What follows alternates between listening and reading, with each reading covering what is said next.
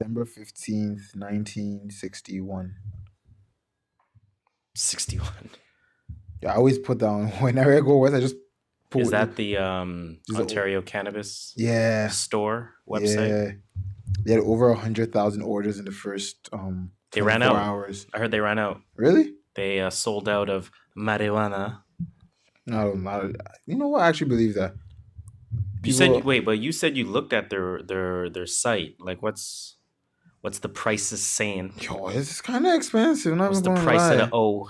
I'm not gonna lie. Some stuff there was like 10-25 a gram, and they don't give you discounts. $10.25 or $10 to $25? $10.25. Okay, because that would have been and it's taxed. Tax included.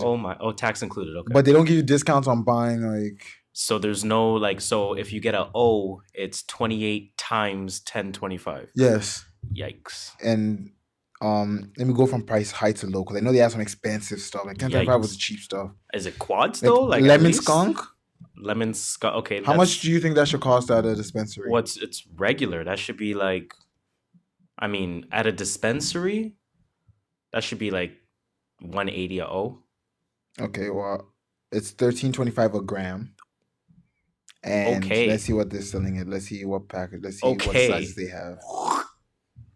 That is the soundboard's debut. 7 G's is what? 7 grams In is the what? fucking That's a pre-intro. quarter, right? 7 is a quarter. How much are you paying? Just in general, how much are you paying for a quarter regularly? You're looking at 55. This is 60. $83.90. Yikes. And by the way, it's sold out, so people are buying that shit. Yeah, I mean, people that want to. People that never, don't have a. Anyway. well, let's save that for CCS, man. Fuck, let's get into the shits, Let's man. go. I was a Siri started thing, but I don't have my watch.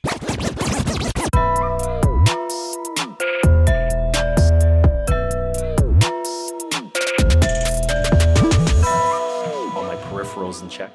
I'm Gucci. I think I'm Gucci as well. In that case, microphone check. Hello. Check. You 1, 2, already know 1, what it is. We're back 2. another week. Welcome to another episode of TNV Podcast. We out here ready to go. Okay. Yeah, we're out here. Let's go, man. Let's go. I had to clear the throat a little bit. Drink some The water. throat is at 90%. Update. The throat is at 90%. We are not as... That is pause. We are not as melasick as last week. Definitely not as melodic. I am feeling a little bit better, man. So I'm definitely feeling a little sick. So I was feeling sick during the week a little, but I took some oregano pills and I was good. Oregano oil, sorry. Oregano oil. It's always good for when you're like... That sounds African. Sick. I don't know. They sell at Walmart. But I'm like, where did you get the ideology? Actually, I got it from a Latin person, so... Okay, yeah, that makes sense. Can't lie, it's annoying though. When you take like a pill, when you burp, it fucking tastes like oregano. It's so disgusting. I have to eat something right after. But if you eat fries with it, that's a solid combo. I might as well be eating fucking wedges. It's true. It's true. Yeah, I was gonna eat wedges next time I think I'm sick. Damn, oh damn. Anyways, guys, welcome to another episode of the True North Views podcast. TNV for short? That's the first time I actually don't know what episode number we're on. 27. 26. 26, sorry. Shout out to our half year, our semi-annual, 26 episodes, 26 weeks. Oh, I was like, where are you going with that? Like That's half a a year. Okay. Happy half year anniversary to us. Hell complicated. I just made that shit yo, up. That's a 6-month anniversage then. Yo, give it's ourselves a half a year. Let's go. Give ourselves a motherfucking round of applause. We made it to a half year. Let's go. Half a year. Many more half years to come. Many more half years to come. Bars. Many more half years to come, man. Bars. Half-Life. Half-Life was a cold game. Yeah, it was. That was a great game. That was a great game. Okay, let me fucking introduce ourselves, get into man. the So, quick. you know what it is, man. True North Views podcast. Guys, first of all, before, and no more first of alls, first thing is first. Before I even introduce ourselves, let's thank the viewers. Yo, thank you guys, man. Let's thank the audience. Let's thank the day zeros. Let's Appreciate thank the day y'all. ones. And y'all are, Let's thank the day 26s. Oh, we're finally on day 26. What does that mean? Fucking the P. Diddy band. Oh. Was it 26? We did it. It's 26. It was day 26. Well, they saw because they disbanded so quick. No, they came out with a joint. This year? Yeah. Oh, damn. They got a new day 26. Oh, shit. Okay. They got a new day 26. I think they got some new singers in Shout there, out to day 26. But thank you guys so much for tuning in. Please continue to do so, and please continue to spread that word We are your go-to podcast to start your week. We are your favorite podcast. Yep. Some would say we're your favorite podcaster's favorite podcast. Yep. And some would even say that we are Toronto's unofficial podcast. Yep. We're the kings of dope criticism. Yep. We are the Pharaohs of Prolific Opinion. You heard me. We are the emperors of elevated thought. It's your boy Harris here. As usual, skr. JustShola. And as usual, we're giving you our views from the perspective of a couple of first-generation Canadians on what's really buzzing, what people are talking about, and most importantly, what people are not talking enough about. Now, I got to do the plugs. We did not write it down, but where's the outlet? I'll give you that. I'm out here. That was a good one. Plugs, man. You can follow us at True North Views. That's all one word on the socials. No special characters, no underscores, no dashes, nothing along those lines. That's funny shit. TrueNorthViews. We are very active on Twitter. We are very active on Instagram as well. You will find what we do Tuesday through Saturday. We post a 1 or 2 minute soundbite from the previous week's episode. So, acquaint yourselves a little bit and kind of give you the social media version of ourselves where everything is instant shock value. And we're very active on Twitter as well, man. We participate in a lot of discussions that are going on, a lot of hot takes, a lot of unpopular opinions. A lot of popular opinions, such as the Raptors being the best team in the East. No cap. Yeah, it's no cap, right? Yeah, no cap. I was about to say all cap, all caps. all caps. No cap on that. But yeah, we're very active on Twitter, man. Very active on Instagram. Please follow us there. Otherwise, you can absolutely check us out on your favorite podcasting platform of choice. Of course, we are on what I like to refer to as the Big Three. We are on Apple Podcasts /iTunes because everyone on the planet has an iPhone. So you can search True North Views Podcast on there. Very easy to spell. True, then North, then Views. Is it I then before podcast. The E? Or the E before the I? It is I before the E. Except after because a C. it is after a V. Hey. You know what I'm saying? Bars. So... You're calling bars this week. Shit. Wait till my mixtape drops. Goddamn. Okay. We'll get to that. It's coming out soon. But yeah, man, you can search us there, True North Views Podcast. You can absolutely search us on your independent rapper's favorite platform as well. We are on SoundCloud. We are live and direct there too. True North Views Podcast. Again, you can absolutely find us there. And again, we are on what I truly feel will become the biggest behemoth in the podcasting world by 2020. I finally put a date on it. We are on Spotify, True North Views Podcast. If you search us on there, you will find our stuff as well. So please, guys, give us a follow. Go on our iTunes page and rate us. Comment. Go on SoundCloud. Follow us. All that good stuff. Comment, like, rate, subscribe. Let us know what we're doing good. Let us know what we're doing bad. Yeah. Let us know what you like, what you don't like. Feedback is very important. For y'all. We're not doing this for ourselves. Well, we are. Oh, yeah. Obviously. We enjoy it. But at the same time, we want you guys to enjoy it as well. I know what you mean. We're here for the culture. Hey, with the K. It is, man. Pick a K. Culture. But that being said, let's get into some shit, man. Let's start off, of course, with the music potpourri segment. I feel like I wanted to say something. I wanted to right before we got into it, but I feel like we fucking ended very abruptly there. Hold on, let's try to let's give ourselves a little 5-second rewind. Let's really think this one through. So I said follow us. I said biggest behemoth. We're doing it for the culture. Spotify. Doing it for the culture. Thank you. Spread the word. Tell a friend to tell a friend. That's it. I guess, yeah. I think I want to say something before we started the pod, but maybe not. I don't know. If it comes back to me, I'll just say it randomly. Yeah, okay. Let's go.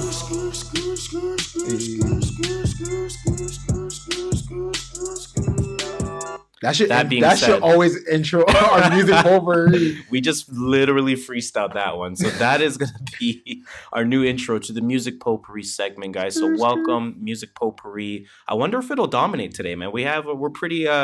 We're spread pretty evenly. So let's see. Let's see how it goes. Let's see how it goes. Yeah, we have topics on every. We have a large docket. A lot of shit happened. Yeah, a lot of shit happened. So we're going to try to unpack it for you guys. I mean, the super popular stories, of course, we don't need to unpack as much. Exactly. So let's talk about some of the things that didn't get as much attention because, of course, that's what we're here for. People ain't talking about. Now, Noname. People are talking about Noname, but not enough people are talking about Noname right now. How can you talk about someone that has no name? Get it? Okay, I'll give you that too. I'll give you that too. I'm coming today. I'll give you that. I'm coming in today. I'll give you that. I'll give you that. Definitely, I'll give you that. So the story broke that, of course, Noname is a Chicago rapper. She recently came out with her album Room 25. Critically acclaimed. She's definitely making her, late night runs, Saturday Night Live, type of runs. Oh, she was on Saturday Night Live? I don't know if she was on SNL. I think she was on like a nightly show type of thing, like a Colbert type of thing. Hey, shout out, man. But yeah, she's absolutely getting that media darling sort of spotlight, right? Very intricate rapper. She raps in a very different style, like a calm, melodic. Melodic. She raps different. Just listen to Room 25. It's hard for me to even really explain it. Just I gotta listen to it. Right, but anyways, there is a story that broke that the artist that designed the album cover for Room 25 got into some shit. Was it a fire cover at least?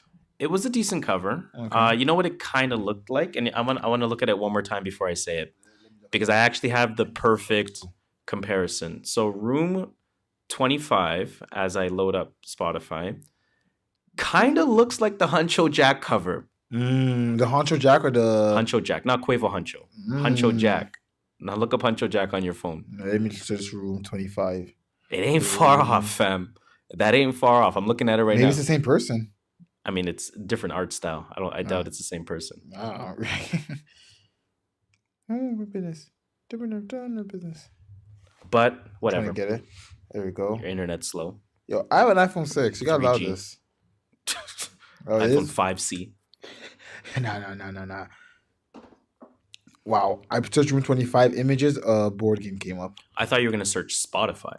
Oh, you know what? That would have been so... Actually, you know what's been weird with my Spotify lately? When I open Spotify, it freezes for like about 15 seconds and then starts working. Because you have an iPhone 6. Yo, it never did this with my 6 Plus. But you have a 6, my nigga. It's still 6. 6 Plus is the same thing, just a bigger screen, no? But it's a 6. It came out earlier. Apple doesn't... The specs don't matter. It matters when it came out. Before it starts messing up. You know what I'm saying? It's no budget right now to get not a 6.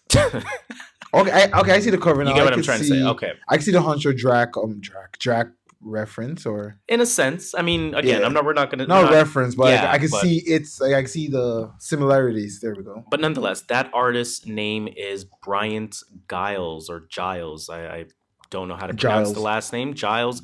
I'll go with Giles. I know one guy's name was spelled that way, and we called him Giles. So. He had some abuse allegations sent in his direction. Well, who hasn't, honestly? Right?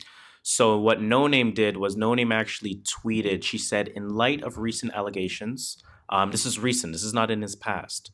In light of recent allegations, I will be working to replace the cover artwork of Room 25.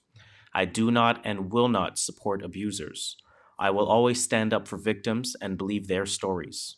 My heart goes out to Ellie, who's the one that's abused, right? Her family and all the survivors of abuse. So, question, is this an allegation or is this like for sure 100% he did this? I believe this is 100% in the eye of the law. Okay. Because it says, again, I'm reading another headline, Chicago rapper Noname to change album art after local designer charged with domestic battery. So it says he's been charged. Okay, but charge doesn't mean charge. But I'm saying in the eye of the law. Okay. Right, in the eye. That's why I'm not saying he did it. Because nobody will know. I will always stand up for the victims and believe their stories. Sometimes victims lie. That's all I'm saying. But I that's why I asked But if he's getting charged, then there's a high chance he probably maybe, I don't know. So again, the rising local artist and designer Brian Giles, 21 years of age, God, was he's only arrested 21? last week in the South Loop, probably somewhere in Chicago, That's outside. and charged with misdemeanor domestic battery, Damn. according to Chicago How you police. laying hands on women like that, man? Right. I'm not going to speak anyway about anyone from Chicago. Hell no. So I like my life. I'm going to stop there for a moment. Now, the Twitter timeline says, protect Noname. You know, she has nothing to do with this. Protect her at all costs. She's doing the right thing. Don't even see her in any negative light. I'm glad the timeline did that. Well, yeah, it's not really her fault. Like, It's not her fault can't at tell all. what a man's gonna But do. we've seen sort of everyone come down with the ship in the past. Okay, yeah. Right? So I'm glad that was sort of the initial response with respect to Noname. But what I want to ask, I'm very curious about this. Two questions I have, two-part question in a sense. Should she even be pressured to change the art? No, it's up to her at this point. It's her artwork. Or I guess let me ask this. If she didn't do anything, Should she? do you think she would have caught backlash for this? I feel like there's people that will be like, yeah, how do you keep that artwork up? But I think like it's her business. Not her business, but like it's her music. She chooses what she wants to do. And at the end of the day, she used this guy before he was Charged. Yes. Right. So it's like I can't tell the man that literally probably designed my art I met for 3 hours one day what to do after he meets me. Like, I don't know. Right. No, I get It's a what good you're saying. art. She shouldn't be pressured. That's what I answer. She shouldn't be pressured. Yeah, her doing it out of her own will. Would she have received backlash? Oh yeah, definitely. Because you said some people. What would the general consensus be with respect to Noname keeping the artwork? At first, there'll be outrage because everyone's outraged at Outrage first. culture. Uh-huh. And then in about 2 weeks, everyone will forget and keep on listening to Room 25. Like the man that designed it didn't just slap up a person. Fair enough. Fair enough. It's outrage culture. Like, we gotta be outraged. We always gotta be angry at first.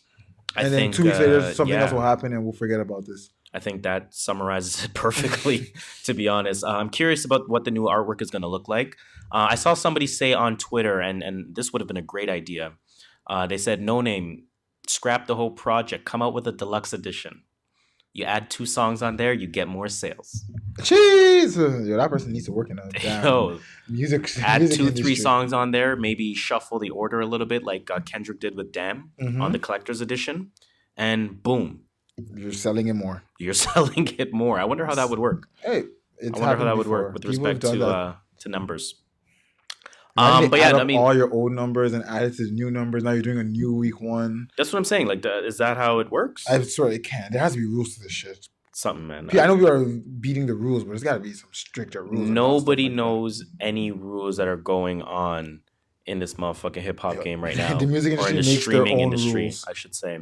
But let's get off of Noname again. First of all, round of applause to Noname, man, for sticking for what's right, man. Where's my round of applause at? For sticking for what's right, for sticking to her guns. It was kind of a fire cover. It was still kind of I'm looking at it. It was kind of a fire It could cover, bang. so I can't even If he hate on bang, it. if he bang. And for her to just, especially after it's catching critical acclaim, Yeah. for her to go in that path, because now she's known with that imagery of the album art, because nobody really knew her before. That's true, because you know her. And now she's known by white people, essentially, right? By the minor majority. So that imagery is connected to her, and good on her for saying Shout out fuck to that. Noname. It's the cause first. We don't care about the imagery. We don't care about the notoriety. So shout out to Noname, man. Let's move on real quick. Let's move on to that. I don't even know, man. Last week I said this. Last week I asked the question, and I still ask the question: why are Drake and Pusha T reigniting their beef? Someone has to be selling something. Something's going on. Someone has to be selling Why something. did Drake do the shop, even if it was filmed weeks ago? Why did it air in that fashion where it was almost a special about Drake revealing? Why did Pusha T do the, it wasn't even the Joe Budden, it was before that. The Red Bull one? The Red Bull. Why did That he we do Red talked Bull about TV? last week? Exactly. Where we said people are, I can't remember what I said. I don't even remember what He said something about just there's no rules, or he said something about you came to play in our playground, so there's no rules. in that sense, yeah. Why did he do Red Bull TV? Someone has to be selling something. I'm telling you, something is going on that we're not aware of. Definitely, and it's a crazy game out there. Music industry is deeper than we think it is. So let's kind of give it a little bit of a timeline. So Styles P and Dave East, they were on Hot 97, right? That's Bad Boy? Not Bad Boy. What are you talking? It's not Funk Flex, is it? Hot 97? Hot 97, yeah. Oh, it's Funk Flex? Oh, Jesus okay. Christ. I don't know, man. I'm not from New York. Oh, my goodness. You let me just rewind that real quick because we sounded real dumb. I'm not from New York, though. Like, I don't expect someone from New York to be like, what's 90? What's 92.5? The views of your boy Harris. Like, someone from New York, yo, what's 92.5? We don't know that shit. But Hot 97 is legendary in hip hop history. It is, but yo, it's not legendary right now. Let me play the Styles P and Dave East clip. So it's a little 1-minute clip on the Instagram. That's not fair, dog. Like, you letting a dude who had a ghostwriter now say what we could do in the dirt. Nah, dog, you got to stay up there, and you beautiful up there. We love you up there, but don't come down here. That's change the rules. That's wrong because it's war. Well, he doesn't really have the power to change the rules. You can't explain. Nah, but there's a lot of he does. I hear what he's saying, though. He kind of does. He does. He's a big voice. And the kids are gonna follow him. So you have to understand this. So when he speaks, he has to understand. Like, you the number one dude in the game. You're the biggest artist. Like, you didn't have to take a shot at Pusha. Go ahead, Dave. At all. Everybody that beefed, you know this, Ebro, you know this. Every rapper before that particular battle that beefed, it was violation. It was no, I can't say this, I can't, like, once you let loose on somebody, it is what it is. That's like going to war and saying, I ain't no guns. We can only use fists. Like, we're not really going it's to war. Like, whatever I come, if I got a grenade, if I got a slingshot. That's not fair, dog. Like, you letting a dude who had a ghostwriter. That was funny. I was like, really, nigga, slingshot? Slingshot. Come on, Davies. But he does have a point there in what he said. Absolutely has and that a point. war comparison was exactly the best way to do it. Can't come to war and be like, oh, wait, no, don't use your guns. Chill. Yo, only only handguns. Yo, no AKs. No AK-47. Like, chill. Yo, no bombs. Yo, chill. Fists only. Fuck. Like, no grenades, no slingshots. Don't bring a knife to a gunfight. Come on, man. We know that. But yeah, I mean, just listen. That's a fact. So he has Styles a point. P absolutely has a point. Dave East absolutely has a point. Yeah. I think that's really all there is to it.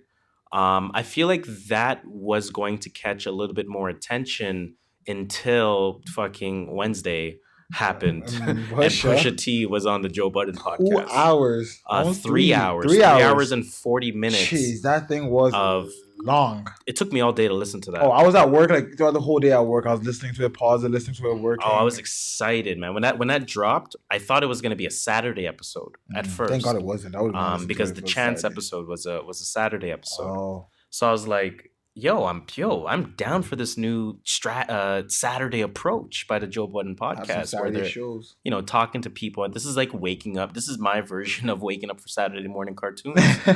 And then it was out Wednesday, and I was like, whoa, I wasn't ready for this. I was not ready for this. So, I mean, Pusha T said a lot of stuff. He said a lot of shit. He was talking. The Joe Budden podcast. And let me give a quick shout out to It's the Real Pod real quick, because they said that they would listen to somebody recap the Joe Budden pod every week. You can't lie, I would, because sometimes I want to see Joe Budden pod, see that 2 hours and 23 minutes, and I'm like, come on, Joe. I'm just saying, man. What you say? We may be able to hop on that, man. Yo, get at us, it's the real. I'm just saying, it's the real. Get at us, it's the real. Holla at us. We can talk. We can talk. You know what I'm saying? We just need your fan base. You know what I'm saying? But anyways, that was bars. I will definitely give myself this guy's patting his own self on the back. A round of applause there.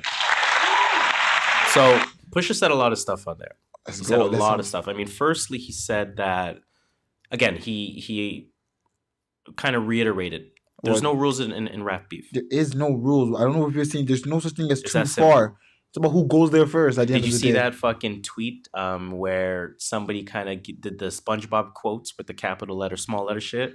with Drake saying there's rules or you went too far, and then it's a clip of battle rappers where the dude's talking about like, I'm glad your father died. No, I'm glad your uncle died. If he came back to life, I would wish him to death again. Or you know what I'm saying? Like yo, that's not your shit's nothing. Some wilding out. I think it's I don't even remember who it's with. Is it with Surf? I don't remember who it's with. I don't remember who the clip is with, but it's pretty two much battle rappers, like two. There's no rules. There are no rules to this. We're just shit. being nice. We've already said that, right? We definitely already said that. You know what's funny? Even Pusha says like he doesn't really know when the beef started. No one really does. He doesn't really know. Rory said on the Joe Budden podcast, it might be over some clothes. It might be over some clothes. It might be. So think about back in the day, the Clips. Think about NERD. And think about how they were on that Bape shit. Okay. Yeah. Right? Bape Star. Of course, urban brand. And then Lil Wayne started getting on that Bape skateboarder, BBC. And then they got angry? And then not that they got angry, but that's where tensions started. Oh. Right? And then obviously things snowballed from there. From I think that's a good thing. I recall. This is like folklore, fam. From what I recall, that's some folklore. It started because Pusha had a problem with Baby Birdman. That's another sort of and so they'll always take jabs at each other. Like Lil Wayne would take some jabs at like good music would take some jabs at like Cash Money, and somehow Pusha and Drake got involved and ended up becoming the by affiliation, of course. We know that they're all but there's some kind of weird origin. It definitely doesn't start with Drake. We know that. Oh yeah, it definitely doesn't. There's some sort of weird origin from Clips. That I don't know of. Birdman, Wayne, Cash Money, Young Money, good Drake, music. Good music, Kanye, Push. Like it's weird. Yeah, it's weird. It predates 2010 for sure. It definitely predates, maybe even well before that. You're talking. That's what I'm saying. 2010 is like 8 years ago. Oh my gosh, almost 9 years ago. You could be. Yeah, I know. 2008 is fucking 10 years ago.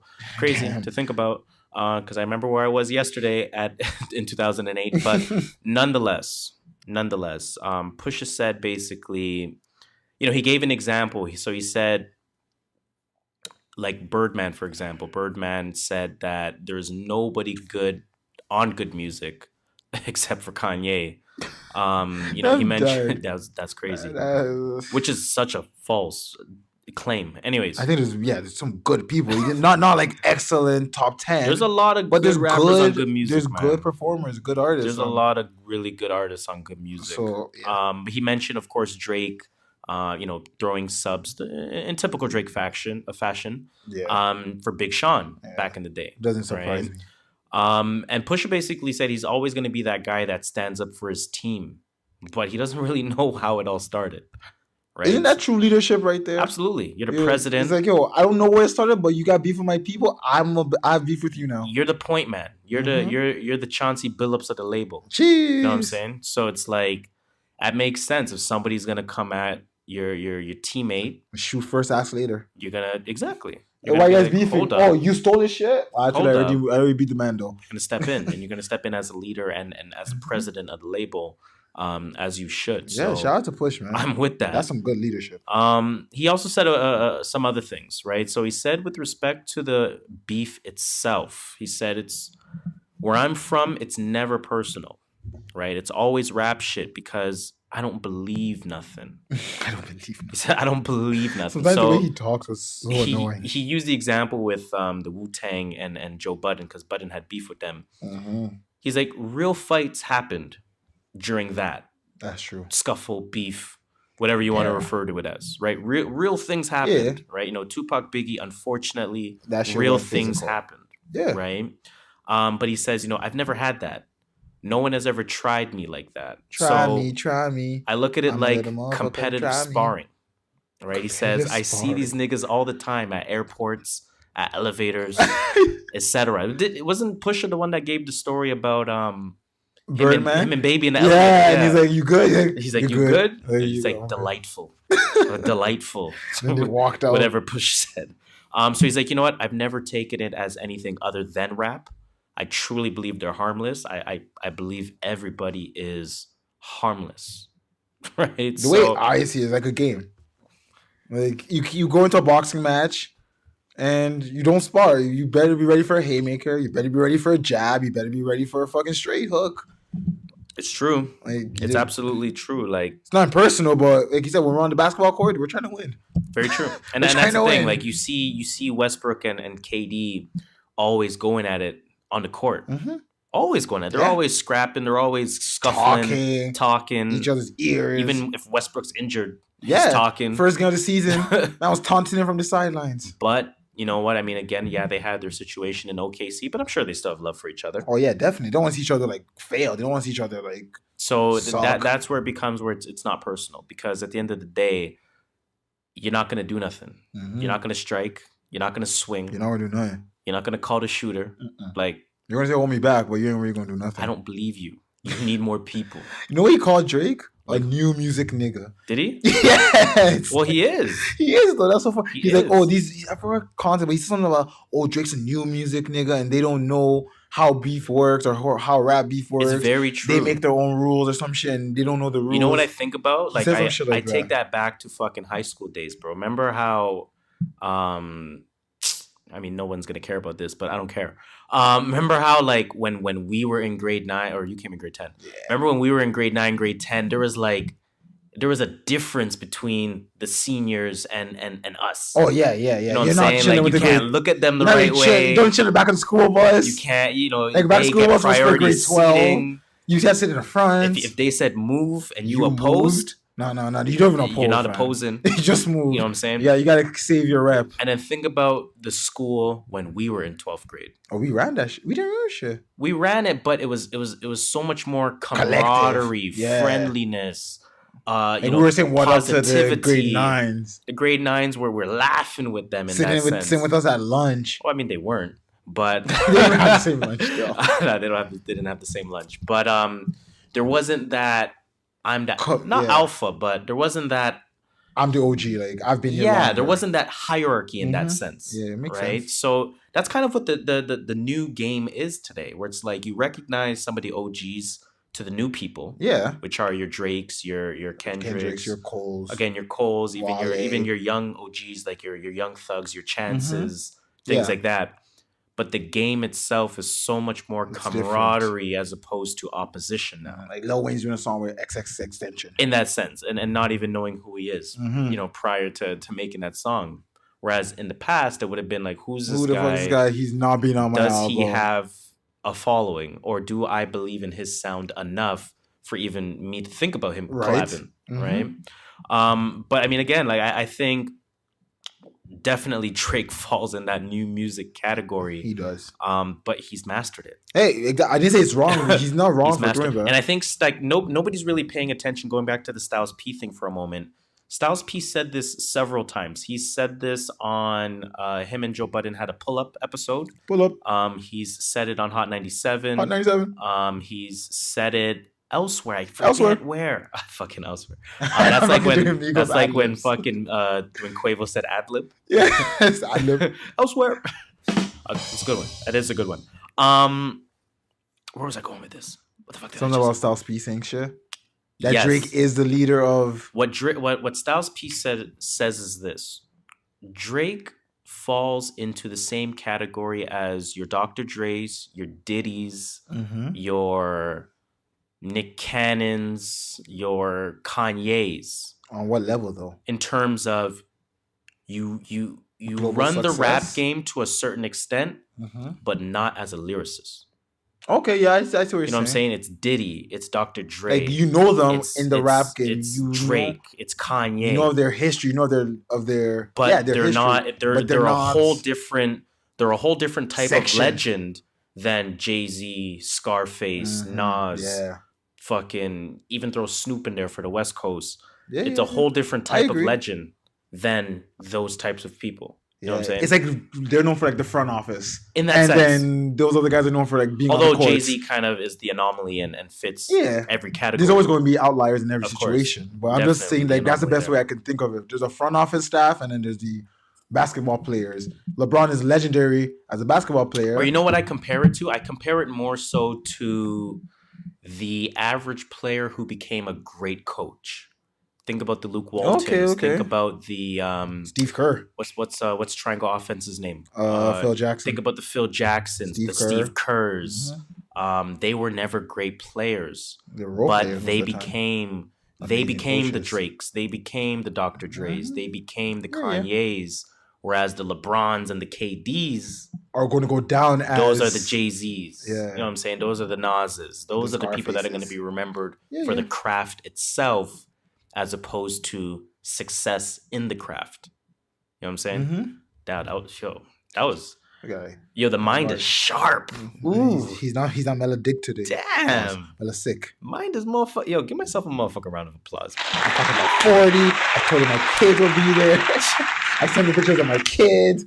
Yo, I paid them March 14. That style of talking is fucking. You know we do that in Toronto a lot. We do often. This. We talk clap with our our hands, man. I did this. I did that. Yo, we talk with our hands. We do. Feel me? He says Kanye shouldn't have apologized to Drake. I agree. He says, what are you apologizing for? Because didn't tell him. He said that he doesn't even know Jay Prince, right? Like he did a whole book tour, and we'll get to Jay Prince very shortly. We'll get into it shortly. You should segue that part in there. Do we want to segue? Yeah, might as well. Let's fucking segue it in there. So what the fuck is Jay Prince doing? He's selling a fucking book. Prince, actually, fuck. Well, not like what the fuck is he doing, but he's selling a book. That's what he's doing. So Jay Prince appeared on TMZ, and again he was talking about the Pusha T. He says we can, he's like an ant. We can squash him at any time. We can take care of that at any time. No, that's handled. Blah blah blah blah. And he's saying all this OG shit. Don't get me wrong. But he has his book on his lap. Because that's what he's selling. Adjusting the book so it fits in the camera frame. I'm telling you. I need to know what's going on with these artists and TMZ. Because TMZ is exploiting them and they think they're exploiting TMZ. Well, you know what Jay Prince is doing? Like I said, he's selling his book. Everyone will turn into his thing when they say, Jay Prince talked about Pusha and Drake this. Now everyone's going to watch that clip. That's what he wants. There's going to be a headline. Jay Prince talks about Kanye and Drake. And then at the end of the article is, and he has a new book out. Yes. Click the link here. And I'm not trying to say anything negative about Jay Prince, but Indigo. He's not known today anymore. Is there Indigo in the States? Is there Indigo? I don't know. We have chapters here. We have Indigo and Chapter. No, one of them bought Indigo bought chapters. Oh. I don't know. But anyways, what were you saying? Oh, I was just saying like Jay Prince is not known today. Well, he's not known today as I don't know, as an OG, as a just as I'm not OG, saying he's not, but he's just not known as that. So he's got to sell the book. He got to make money, and this is the best way to do it to get some press. Says I squashed the beef and I know everything about it. So listen to me talk about this and buy my book when you're done. Hey man, get your money. Get your money. Listen, at the end of the day, as I've always said, I respect all grinds. I may not support your hustle, I respect your hustle. So shout out to Jay Prince, man. What else did Pusha say? Pusha said, basically, Pusha summed it up in this way. Like, Drake's doing all this talking. He's also doing talking, Pusha T. But nonetheless, he's like, listen, we just had a battle and you came up at the short end of the stick. He did. He lost it. That's really it. Like, that's it. You know what I'm saying? Like, nobody is going to be talking for Pusha T. Jay Prince has talked for Drake. Pusha says that's a W. You know what I mean? He's like, I'm not going to sit on LeBron's show 4 months later and start talking about it. Drake did that. That's a W. Although, again, Red Bull TV, interesting timing. Right. Who do we think took the dub? Like, who won? Like, is this going to be remembered in hip hop history, and who is going to be remembered as the winner? Pusha won this, hands down. Okay, I agree with that. That's it. That's it. I think it's done. Pusha won. Beef. It's settled in history at this point. Pusha also said the Adidas thing was 100% real. Yeah, I saw that. Adidon and Adonis and whatever. But basically he says, I didn't know if he said it was the baby. No, he didn't say it was a baby mom. Sorry. Yeah. He said it was a woman that was sleeping with OVO 40. OVO 40 would talk to her, 5 to 6 hours a day. OVO 40 would do that pillow talk to her. You know what I'm saying? Yo, let's talk about pillow talk quickly. Like how do you define pillow talk? Pillow talk is, we chilling in the bed, or, it doesn't have to be in the bed. And I'm just letting shit spill, shit that I would not normally talk to just out in the open. What's your question? I don't know what my question was. Like, what are your views on pillow talk? I don't know. What are my views? Is it right? Is it wrong? No, it can be would wrong. I do it? Yeah. When can I, do I pillow talk with you after the 9th date? Pillow talk is only okay for somebody that you are dating. Somebody that you are so like with. Is it like our that is second my date? That Quote, is my unquote, girlfriend. date? If I can't, Okay, there's a yes or no question. Is she your girlfriend? No. Then don't pillow talk. Is she your girlfriend? Yes. Pillow talking is okay. I don't know what we are. Then I'm not pillow talking. I know, like I'll pillow talk with you like the little stuff. Like, oh, you see this on Instagram? I am not pillow talking. Like you got to know what you're saying. You got to know what you're saying and to who. And your friend is Drake. Your best friend is Drake. And you got to ask yourself, is this person going to talk? Is this person inclined to keep my word? Mm-hmm. You know what I'm saying? So, I think OVO 40 just had a bad sense of judgment, and that happens. So do you believe Pusha or do you believe Drake? I believe Pusha T. Okay, I don't know. I believe Pusha. I believe there's 3 sides to every story.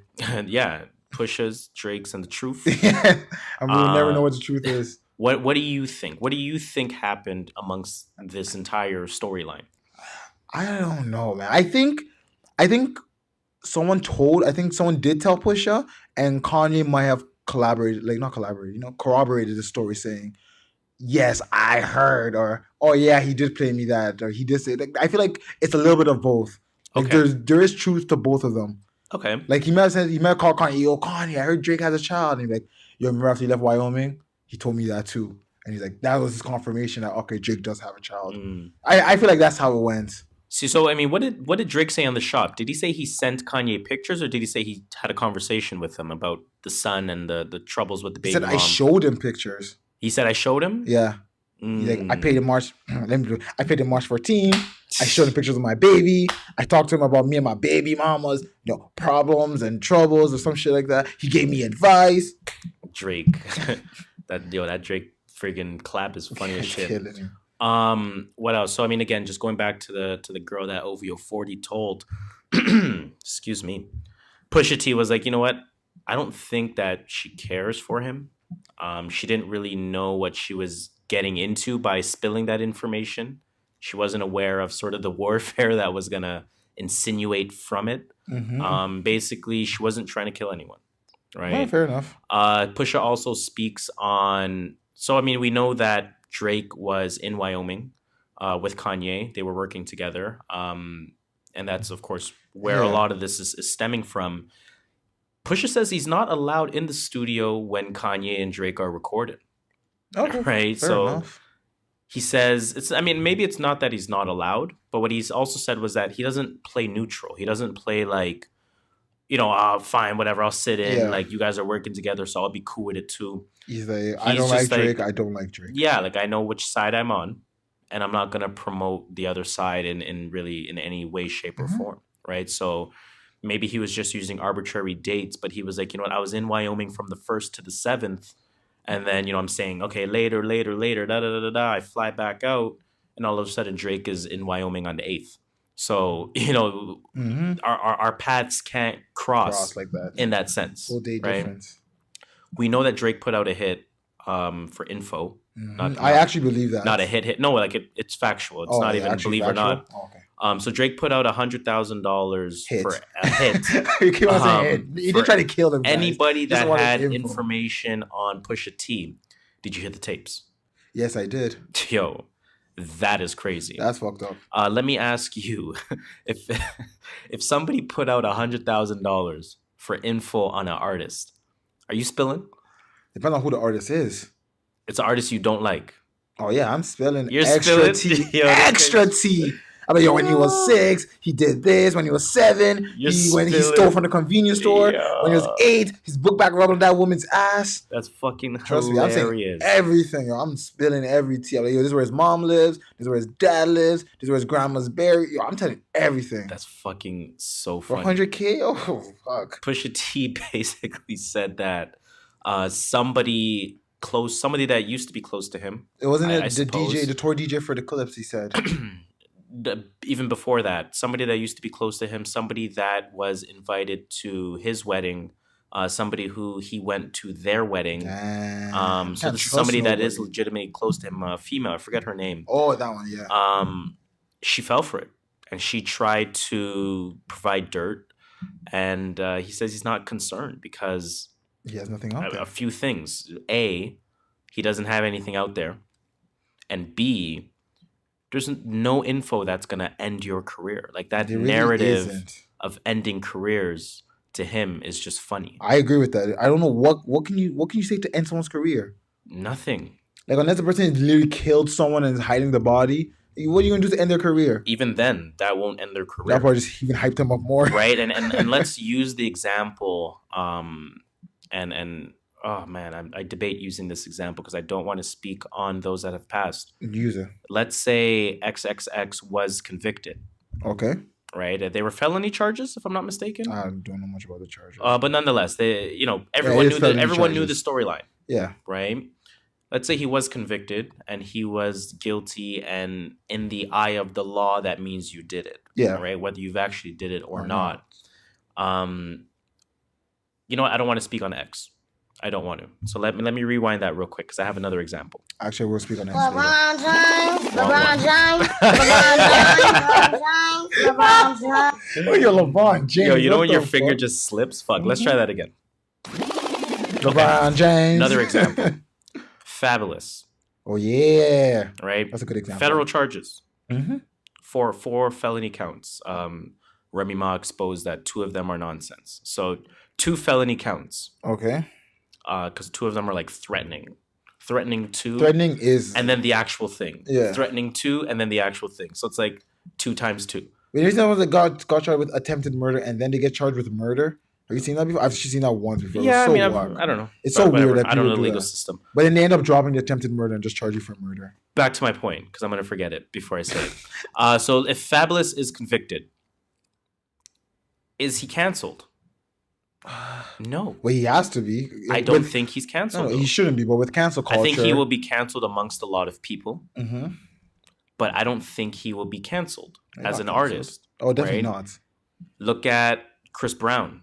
Chris Brown is probably your closest example to something to end a career. Actually, you know what? And I'm going to talk about Chris Brown when I talk about X later on. Right? And he's still thriving. In fact, a lot of people, myself as well, think he's the GOAT. He's the R&B GOAT. I don't call him GOAT yet, but, you know, if he can drop... I'm talking talent. Okay. I'm talking talent. He's the Roy Jones of fucking R&B. I don't know who the fuck Roy Jones is. Oh, my God. Oh, boy. Okay, we're going to move on. What else did Pusha T say? Roy Jones? What else did... Who's Roy Jones, though? What else did Pusha T say?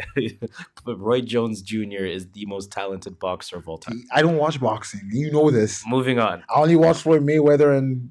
That's it. And I don't even watch Floyd Mayweather. I just watch him when he's on... I don't even know. I don't watch boxing. I'm not a big fan of fighting sports. Combat sports? Yeah, combat sports. I just feel like it's too barbaric and we should evolve. Fair enough. But I will still watch it on TV because they're mad entertaining sometimes, like the Khabib fight. Fair enough. Fair enough. But I'm not looking for the fights. I respect that. Yeah. Shout out to Roy Jones, though. Moving on to the Pusha stuff. What else did he say? He also said that he agreed that, or confirmed in a sense, that the Good Music summer rollout. Yup. Was all pushed. It was rushed. Mm-hmm. It was rushed. His was the only one that had... He said something very interesting. He said he doesn't trust Kanye to package something together in a way that he expects it to be packaged. Well, look at what happened to Tiana Taylor's album. Yes. Do you blame him? No. This man worked with Kanye for years. I believe he knows Kanye inside and out. And it was interesting that he said Rick Ross is probably the only or one of the few artists that he can send a verse out and he knows it will be structured in the right way. Mm-hmm. So that was very telling. I remember we were talking about Rick Ross last week. Yeah. Yo, why are we always a week ahead? Yo, I mean, it is what it is. Yo, people, listen to us. We are a week ahead. We were just talking about Rick Ross as a GOAT of like the 2010s, the It early is what it is, 2010s. man. But It is what it is. hey, shout out to the GOAT, man. We've been that. Shout out to the pairs. Shout out to us. Shout out to the pairs. That's a good one. I'll give you that. He's That gonna is give a good me- one. I definitely give you that. It's my third one today, guys. What else is going on with this Drake Pusha shit? Is Drake Rock from being mad that Kanye built his release dates around Drake's release dates? I'm asking you this. If I'm Like- Drake, I feel away. Okay, so Absolutely. okay, I agree. I'm like, I'll feel away too. I told the man. I tell you some dates that I have in mind, and now you're gonna do 5 albums around my date. Not that I own the month. I don't own the Yeah. month of June. But it's like like But I'm you trying to knew I'm coming out promote. in June. Yeah, you or I'm got to trying do to some come out in promoting. Damn, that's That's a little bit. Kanye did some shit. But Pusha still listens to Drake, man. He said he listened to Scorpion. Favorite song? Didn't really like it. He said Jaded was his favorite song, however. He said that, There was too much filler. yeah, too much filler, which I agree with. One guy had 7 songs, the other guy had 25 songs. 25. I'm dead. Pusha also says he's working on a new album. So I cannot wait for that. He says that probably not coming out in 2018, but he could see a Q1 2019. Oh, he said that? I missed that part then. I thought he said it's almost done or something. He said it's almost done. And then he said it probably won't come out in 2018. Oh, I missed that part. Right? He says it'll probably be ready by 2018 or early 2019. What else did he So say about that? I'm excited for that one. Yeah, he said he's going to be releasing music more often. That's another thing he said. Yes, He said he's following the new trend of constantly releasing which is releasing interesting. music. So after this interview, I have one question. Okay. If Drake, so people are saying Drake's foul for trying to find info on him and giving him the money, but does this go under the there's no rules? Well, absolutely, there's no rules, but so it's there's no a rules question. as in I can pay someone, I can put money for info on you. Yeah, but see, the thing is that Pusha has no problem with it. Oh no, it's not about Pusha's problem. I'm Right. just saying in general, I have beef with you. I'm saying it's There's only no give me rules, 100. man. Listen, So it's fair. It's fair if you game. have the money to do it, Because go I'm ahead the and time do they were it. saying he's foul for that. I'm like, yo, there's no rules. If there's no rules, there's no rules. Everything is all's fair. go ahead and do it. Okay, that's what I'm saying. Go ahead and do There's it. no rules. I know Pusha was I'm trying to think what else happened. What else happened with this Pusha Drake? That's right. So That's kind of it. Is that the end of our recap? He ended up talking about himself and just about how he's releasing stuff. Pretty much. Yo, who's Victor Jones? Or who's that guy that was there? Stephen Victor. Stephen Victor. I feel Probably like I his thought it was manager. two different people. Probably his I thought like manager. Stephen and Victor, and then they were like, "How do you have 2 first names?" Like, I'm that is fucking so amped whack. for his concert, man. Pusha? I'm so You went to his amped concert? for his concert. Yes, I am. When? On November 20th. When the fuck did you buy tickets? I bought tickets the day it released. When did it? When would? Why don't I know about this? I don't know. I didn't tell anyone. I just bought a ticket because I am going Where to is see it? Pusha Rebel? T. It's at Molson Amphitheater, Danforth, Mod Club. where Roy was Thompson it? Hall? I'm feeling like it's Mod I'm Club. naming places. I I'm know he's feeling like definitely it's not doing- Mod Club. I know Hold he's on. definitely not doing ACC or No, Scotia. he's not doing one of those. Is he coming alone? Pusha T, where that though? The Daytona tour, the Danforth Music Hall, Danforth. I figured. When is it? 20th, November 20th. Oh, you got a busy week that week. 25th is or 24th. One of those days. I thought the is- 18th was black. Oh, is it the 18th? I don't fucking know. Is it 18th? Because I want it to be 18th. Let me That check would be my better. reminders. You know what's weird? I put a reminder on my phone for the day before. Just so you know. So it says concert tomorrow at this. this time, this That's day. kind of the best because it's not I do it for 15 minutes. I'm like, well, that's so useless. That's what I'm saying. Because I'm So, already yeah. there 15 minutes before. I have a reminder on my phone for November 17th. That's for Concert Black. tomorrow, November 6 18th, black, 7 p.m.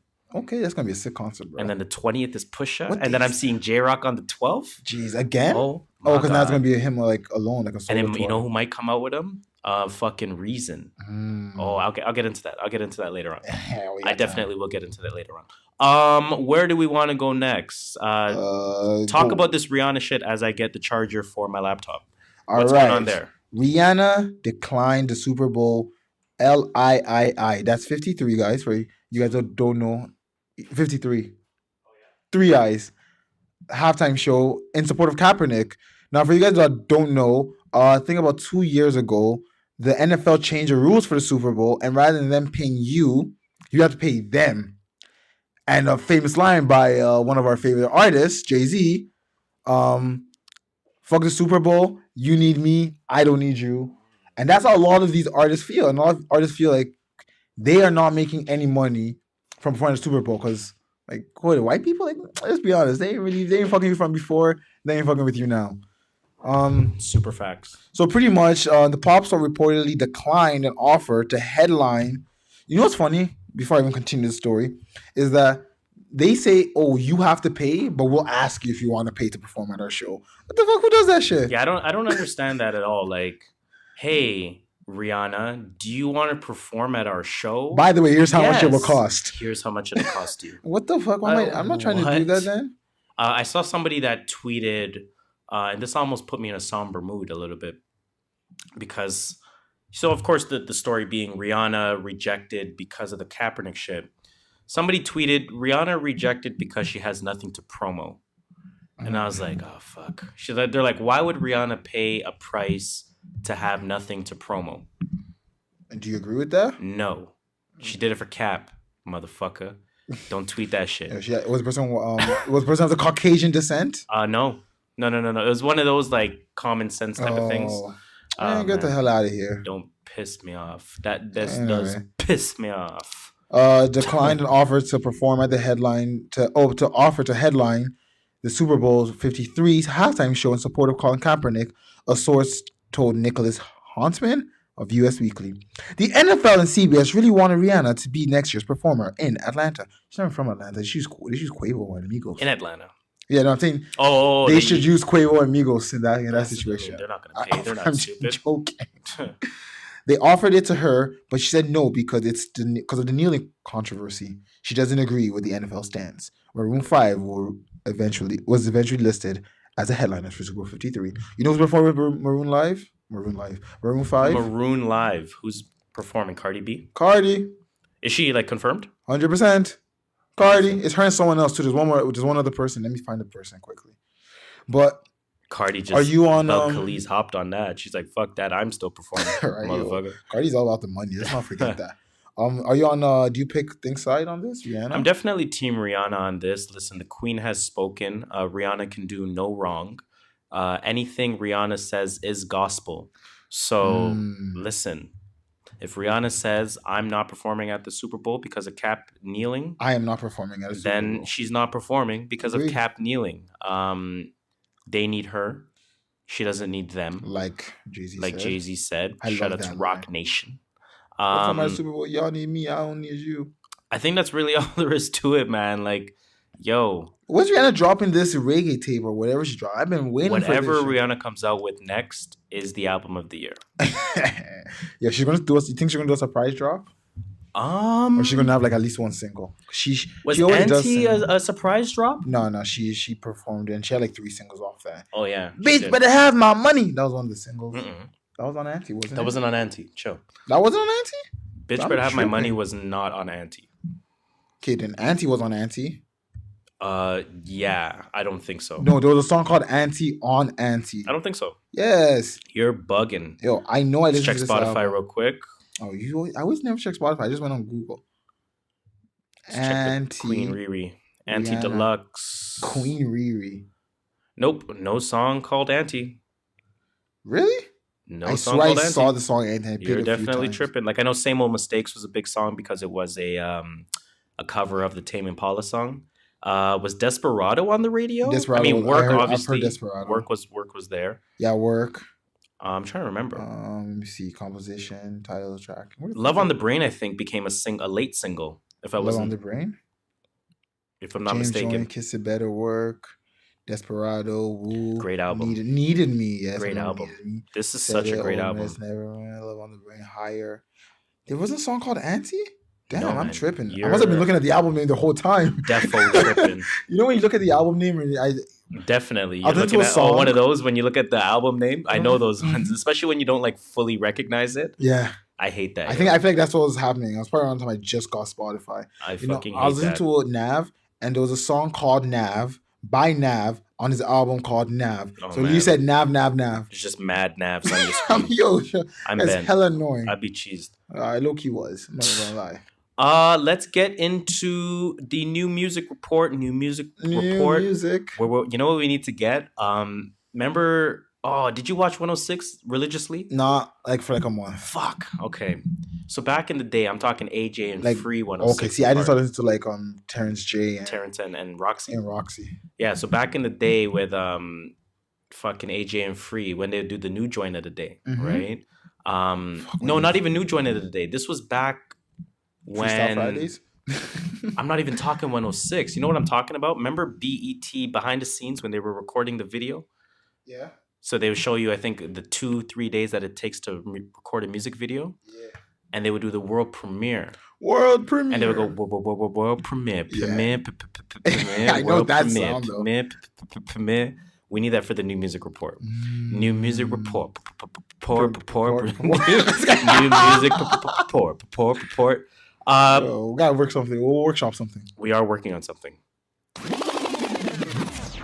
Let's get into that new music report, man.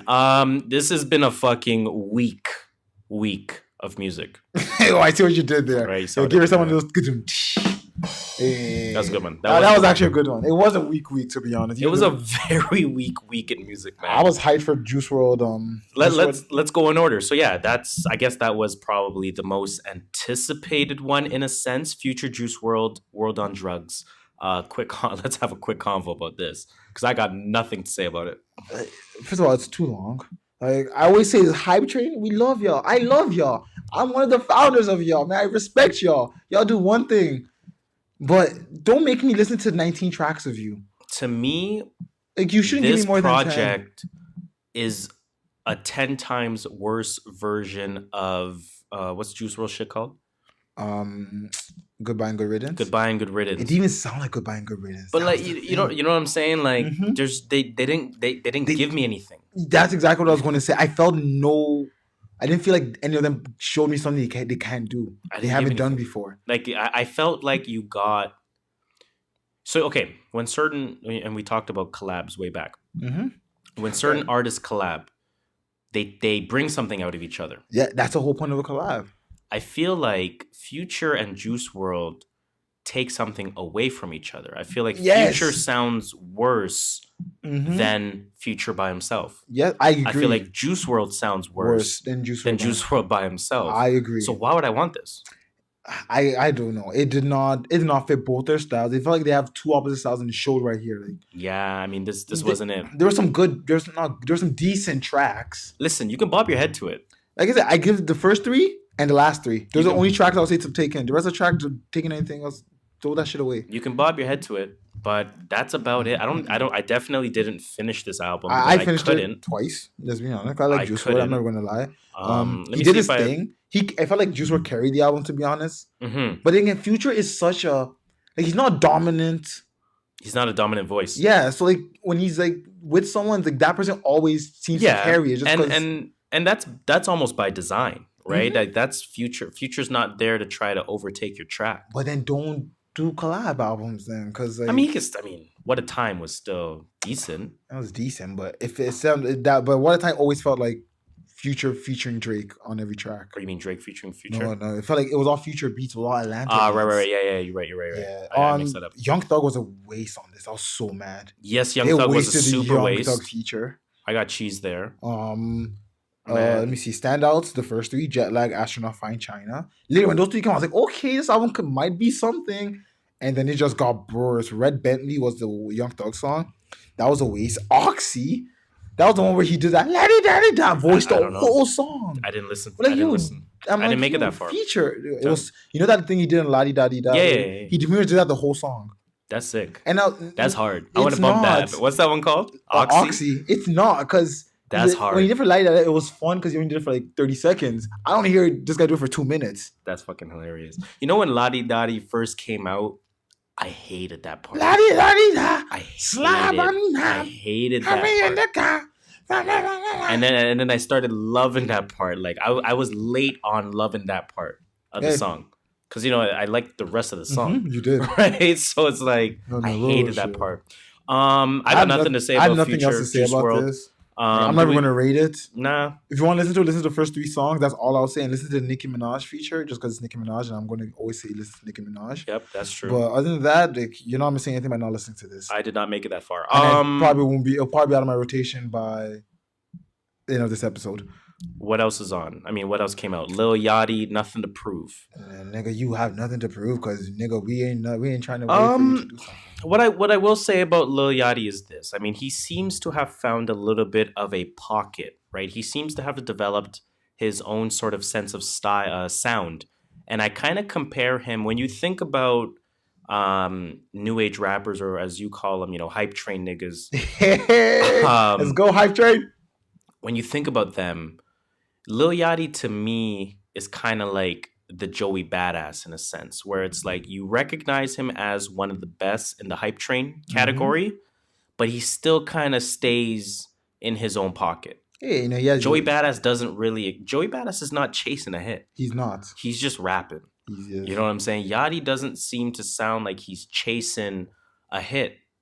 He's just hype training. You know what I'm saying? Yeah, like, I agree with you on that. So I kind of compare those two from that sense.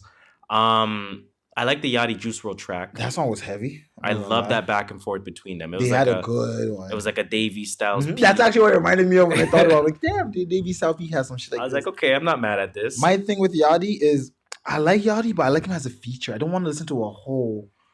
I don't listen to like 3 songs of just Yachty.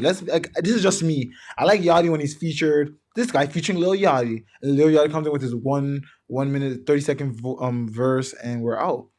And that's what I like. That's why I like him with features, because then I don't want to do Lil Yachty the whole time. I mean, you can say that about a lot of artists, I guess. Oh yeah, a lot of hype train niggas. I guess you can say that about a lot of artists. But like I said, I mean, good back and forth on that Juice WRLD track. I think Juice WRLD had a line on there. Yachty was like, "I might fuck Alexis Texas." And then Juice WRLD was like, "I'm not Drake. I won't get her pregnant though," or some shit like that. Bars. I was like, okay. I like, yo, and he said something about 6ix9ine too. Oh no, that was in the BET cipher. Oh, okay. And it was Corday that said it. Corday said something like, "I'm up here. Y'all niggas are just 6ix9ine." He's like, no, that was not a diss. Then he said something. Then he went on. But did you listen to BT ciphers? I didn't listen to. I'm gonna bump them afterward. I was gonna talk about this, and I just didn't want to talk about it anymore because it was whack. But I was okay. You know what? I was gonna ask you one question. Go ahead. When I look at the list, remember there used to be A-list rappers doing the BT cipher. Now it's just a bunch of up and comers. Well, this is what they were talking about on the Joe Budden podcast. Oh, I missed it. Remember, they had good music at one point. Yes. They had TDE. They had good Slaughterhouse and Eminem. They had and now they have YBN Corday. You know what Rory said? Rory said that Dreamville would be a great cipher right now. That's what they should have done. Is still keep it as collectives. A great cipher. I mean, when but it's good for ratings. Music had obviously. It's for rating. Then that's the thing. You need the up and comers. You need the following that Corday has. You need the following that. I guess so. Fucking who else is on there? There's a few people. What other prominent names? There was a white one. Noname. Can't think off the top of my head. JB Blockboy was on there. Interesting. But go ahead. BT ciphers. Oh, good music. Just when they did it, I still think theirs was the best, just because of the way they all wore suits, all black suits. I mean, I don't think it was just the best. Not the best. You would have to really think about that. Not like best. I just mean like the way they looked. I really like the way they presented the presentation. themselves. Okay, Yeah. I mean, it was a Kanye presentation, right? Right? So it was like the Pornhub Awards. Pretty much. Hey, that award show looked great. It looked great. I like the presentation. Well. I think the presentation was the best I've seen. It was shot very well. Back to Lil Yachty, Nothing to Prove. So this was the album that we spoke about where you said that he was going to take a different direction. So half and half. Y'all need to listen to us more, man. So it was rap for the first half of it, the melodic part, so the melodic part starts with the track called Worth It. So Who Want to Smoke, of course, is the single. Who Want to Smoke. That's the end of the rapping part of the album. Want to Smoke. Yeah. And then the singing part starts with Worth It. Not from not me, worth it, man. Not from me, man. I skip. Not this has a decent beat for me. I did not make it through. I did not make it through any project this week. I think I skipped. So Lil Yachty, I mean, overall it was cool. I can nod my head to it. But like most hype train projects, for me, there's no replay value. There's honestly, I'm sorry. Both of these that came out this week, there's no replay value. What else came out this week? Jesse Reyes. Did you bump that shit? No, I don't Being bump human Jesse in public. Reyes. I know we're from Toronto. We're supposed to What's bump his her. style? Is he like a Sean No, Desmond? It's a girl. She's a girl. Oh shit. She's Is she like a Sean Desmond? No, she's like a Kalani. I never heard a Kalani track. Kalani. Well, you've heard of her in a feature before. Not really. Oh god. Well, that's the best way to describe her, honestly. Just go listen Yo, to there's Kalani. certain artists that like I follow that like I just don't Don't look like know. Rita Ora. Yes, true. I've never heard of Rita Ora. I couldn't tell you a single Rita Ora song. She's But out shout out to Rita Ora, man. there. That's what I'm saying. Shout out to her. Jesus. That's a Anyway, specimen. Jesus. Did you hear that new Khalid shit or Khalid? No, because that one I gotta give some more. Okay, time. listen. Did you listen to it? Are you a fan of Khalid? I am big fan. I like his can't first- stand it. I listened. Did you listen to his first I album? can't stand this shit. Did you listen to his first I album? did not. Okay. But I tried. I tried listening to this Khalid shit, He's not someone I can take in a sitting. and I could not make it through the first song. It sounds too. Developed, too non-natural, too. It's almost like the issue I have with Bruno Mars, and it's not to say Bruno Mars songs aren't good. They are good songs. Mm-hmm. They are very good songs, but it seems too plant-ish. It seems like you're not being authentically yourself. Okay, I can see that in Khalid sometimes. So I Or can't get Khalid. into this. So you know, like the Khalid song or Khalid, whatever. What song got big of his? Just two songs. There was the second Send me your location as talk about fuck is communication. Okay, then there's the other one. We just not young dumb and Young Dumb and Broke. young. Remember when he did the award Young, show with Dumb, that and rock Broke. band and performed Young Dumb and Broke or whatever? Sure. You didn't I don't remember this, but Fuck. sure. This was at like I don't remember, man. Fuck. But anyways, the point I'm trying to make is that his sound is just not for me. Okay, yeah, it's fine. It's man. just not for me. That's what happens. It's music. At all. Like when I say at all, I mean at all. What else came out? Oh, that Rock Marciano came out. Who? Did you listen to that? Rock Marciano, gangster rapper. No. Listen to that. Okay, so you know that mid '90s almost Wu-Tang type of flow where it's like it's relatively quiet, sort of methodical on a beat, just cool, just Yeah. cool rap. You can nod your head to it. That type of thing, like it's just cool gangster Wu-Tang sound and rap. Okay, that's what it is. Rock Marciano, man, came out with a new tape. It's called Chaos. That was a good one.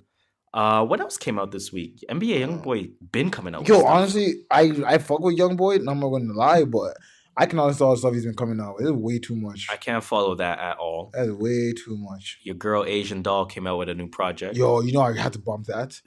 No, I did not bump that. You're joking, just to let Yeah, viewers know. everyone You know are I did not joking. bump. I saw that and I just ignored it. That Lil B. He Options. dropped. Actually, I want to listen to Lil B because I think Lil B is. Is that on Spotify? I have no idea. Can we do a quick fact check on this? Send me your location. Even though rule number 3 is that we don't fact check. we don't fact check, but sometimes we just want to make sure. Lil B. It's called Oh my Options. god, it's 34 songs. Yo, what's Lil B on, man? Lil B. What are you? I'm downloading it. Yo, come on, I was gonna say that. I still gotta listen to it. Don't get me I'm wrong. definitely downloading it. Yo, Guap and Nav. Guap and Nav. Is that like Guap like Gucci? I doubt it. I didn't listen to that, and it's an album supposedly. So Which one? Guap and Nav. There's a Canadian flag beside it. In the albums. The second Canadian flag. Oh. No, I never But you don't heard it. listen to Nav anyway. And I don't bump Nav. That's Six Buzz. Yeah, I want to take that in, to be That's honest. Six Buzz. it's- Shout out to that. I mean, let's give them a round of applause. That's actually there. a big. That's a big look. That's a big look for Toronto. For That's real. a big look because I seen that being talked about. So that's definitely a big look for Six Buzz. Shout out to you guys, man, because for you to be on Spotify and get that sort of front page Mm-hmm. notoriety in that sense, and what they're doing with that is basically a mixtape of Toronto rappers. Artists, yes. So I rate it. That's rating. That's ratings. I rate it. Toronto has their own sound, man. and that We was have called our Six own Upside sound. Down, which I like the name of it. It was six upside down. So again, That's that a is 9 Six Buzz / various artists. Six Buzz. shout out to Six Six Buzz is Buzz. spelled the number 6 IXBUZZ, of course. Is it Z or Z? Americans call it Z. Zed. We call it Z because we were colonized by the Europe. I say Z though. It Because depends on the- Z sounds like you know what you're saying. Z sounds like you know what you're saying, or you Doesn't don't know it what sounds you're like you saying? don't know what you're saying. BUZZ It sounds stupid. Kind of like Z sounds kind of like dumb sometimes. ZZ. If I you say say Zed. Zed, it sounds more like B-U-Z-Z. purposeful. Like, yeah, B-U-Z-Z. Yeah, I say. Yeah, I like You know what I'm saying? Like, sounds more confident. ZZZZ. You sound like a fucking idiot. B-U-Z-Z. I don't normally talk about singles Singles? because I like to wait until they're part of an album. Yes. Did you hear that new Tory Meek Mill? I tried to, and I could not get past. Wasn't Tory Lanez hidden, part. right? Wasn't Tory hidden. Lanez was just turning me off. Pause. Wasn't turning hidden. me off. It Pause. wasn't hidden. And then Meek was sounding like Tory. Mm-hmm. Why are you sounding like Why is there auto-tune on his Meek voice? all of a bodied sudden? every feature he's been on this year. But not this one. Not this one. This is another one. Unfortunately. You don't listen to Ram Riddles, do you? No. Or Kelly? That Kelly Ram Riddles Katana. No. I actually enjoyed that. Solid? Okay. Yeah, it's a solid, just like a head nodder. It's not bad. Kelly does his Kelly style, and Ram Riddles. He has a really unique style that if you do like it, you would understand like why people do like him in Toronto. Fair They're enough. both Toronto artists. What else has come out? That's where I stopped, to be honest. Yeah, let's kind of stop it there, man. So again, it's been kind of a week in music. I saw shout out to Scotty Beam. She tweeted that, and it's a week music. It's week fine. for music, but we responded and we're like, you know what? It's fine because it gives you a chance to digest The shit I have been the good coming projects out, that yeah. have come out I recently. still haven't bumped So the T.I. one, and I want to bump that so bad. It's you on my need- list. You need weeks like this. You do. You need This week weeks I like can now this. finally bump T.I. Maybe testing. Who knows? It might finally get bumped. Yo, you've been saying testing for 15 episodes. I've stopped caring. to Don't worry, follow it's up. coming real soon. I was so close to bumping it this week, and then I I've changed my stopped mind caring last to week. follow up. Next week, I'll get my testing review officially. Now let's finish the new music segment off with that, and I guess we just have to ask that final question for the music potpourri. What is in your rotation? So you want to start, or do I want to start? You started. I'm still trying to get my. I don't know. When I open Spotify, it takes about 15 seconds. So All right, I'm so waiting for my 15 my seconds. rotation is very interesting right now. After the Pusha interview, I did go back to some clips shit. So I started bumping. Oh, what the fuck is that album called? Hold wow, on. what album is that? I like that album. What the fuck is that album called? When Stop did that this. drop? No, I need to pull that up, yo. Where is that at? The one with Mr. Me Too on it. Shit, what was that album called? It's not the one with Sweet. Hell Hath No Fury. There we go. Hell Hath No Fury. I that's in my rotation It has right a now. lot of fury. Pusha T, My Name Is My Name. I Yeah, love. that's a crazy album. I Underrated. love- So you know how like, remember how I told you I'm falling in love with hip hop again, right? Hip hop, yeah. I bumped this album, and as soon as the first song came on, so you know how like music and aromas are they trigger memory the best, right? I bumped My Name Is My Name. As soon as song number 1 came on, I was like, I remember spending hours on this album. Mm-hmm. I remember happens. just I probably played this album front to back 35 to 40 times. That's like with me with At Man on the least. Moon. Me and Man on the Moon, I have so much history with that. Like if I did not know what to listen to, I was probably putting on Man on the Moon. Like that Jeez, was yo. just me. So My Name Is My Name is Hey. on there. Curtis Harding came out with a new joint. It's called Where Are We? Curtis Harding is one of my favorite You artists. listen to Sean Leon, right? Didn't he I come don't out with listen to some- Sean Leon personally, but I think he came out with something Came out as with well. something recently. Curtis The death Harding of to Sean- me, and again, I hate comparing artists, but Curtis Harding to me is a more flavorful. Sean Leon. What am I thinking? Sir, who'd you say? Sean Leon. I was thinking Leon Bridges Okay, no, I'm thinking of Sean Leon. or Sean Leon. I don't know, man. Sean Leon is the Toronto I'm guy. confusing names. Is Sean Bridges Toronto guy? I definitely don't know. I Lil saw you Uzi went to a Vert Sean Leon concert versus before. the World. I don't think so. Lil Uzi Vert versus the World. yes, you have. That is in my rotation. I love playing that album in headphones specifically. What else is on my rotation?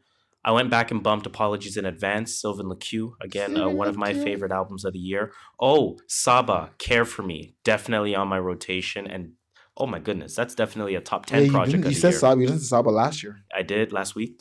Or sorry, did I say last year? You did say last year, but What it's the all hell good. am I on? Yeah, no, that's a great album. You know who I'm bumping? I'm bumping Reason. So again, for those Oh, yeah, that you don't said know the who TDE Reason guy. is, that's the newest signee to TDE. He came out with a project back in September, right at the end of September, so very recent. It's called There You Have It. You guys need to listen Add to it to There this. You Have It. It is a phenomenal project. And he's opening for J Rock. He might be. and I'm praying that he is. Why he has some border issues? Well, I don't know. I just don't know if it was ever announced, but you know what I mean. That TDE really works on artist development, right? Do. So I'm hoping that they slide him in there for some openers to give him that fucking fan base. Exposure. Yeah, exposure. There we go. What else is in my rotation? So again, I said my name is my name.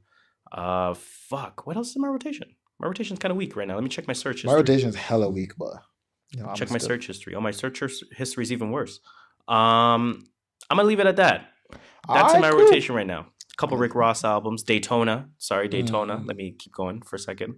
I bumped Daytona like 7 more times. Victory Lap, I put it back in the rotation. The song's 20 fucking songs. Under Pressure by Logic. Hey, that's in my rotation as well. Because it's just one of those things when you hear about it, I haven't heard about this in a while. And it's one of those you're taking every few months. And it's like, yeah, I remember why I like Logic. Absolutely, that's a phenomenal album. I'll keep it at that with myself. What is in your rotation? What is in my rotation? So, I started this week with a bunch of trap, Atlanta trap, Drip Harder. I bumped Drip Harder. I was gonna play Mud Boy, but then I didn't because I don't know. I just didn't. So it's not in your rotation. It's not my rotation. Okay. Because I think I had it loaded up like in a queue, so something to play this week, and I just didn't. A Carter 5 as usual. That shit's a weekly for me. I don't know, man. Lil Wayne's one of my favorite artists, and that's interesting because a lot of people will say Carter 5 lost a lot of immediate replay value. You really? I think so. I love it.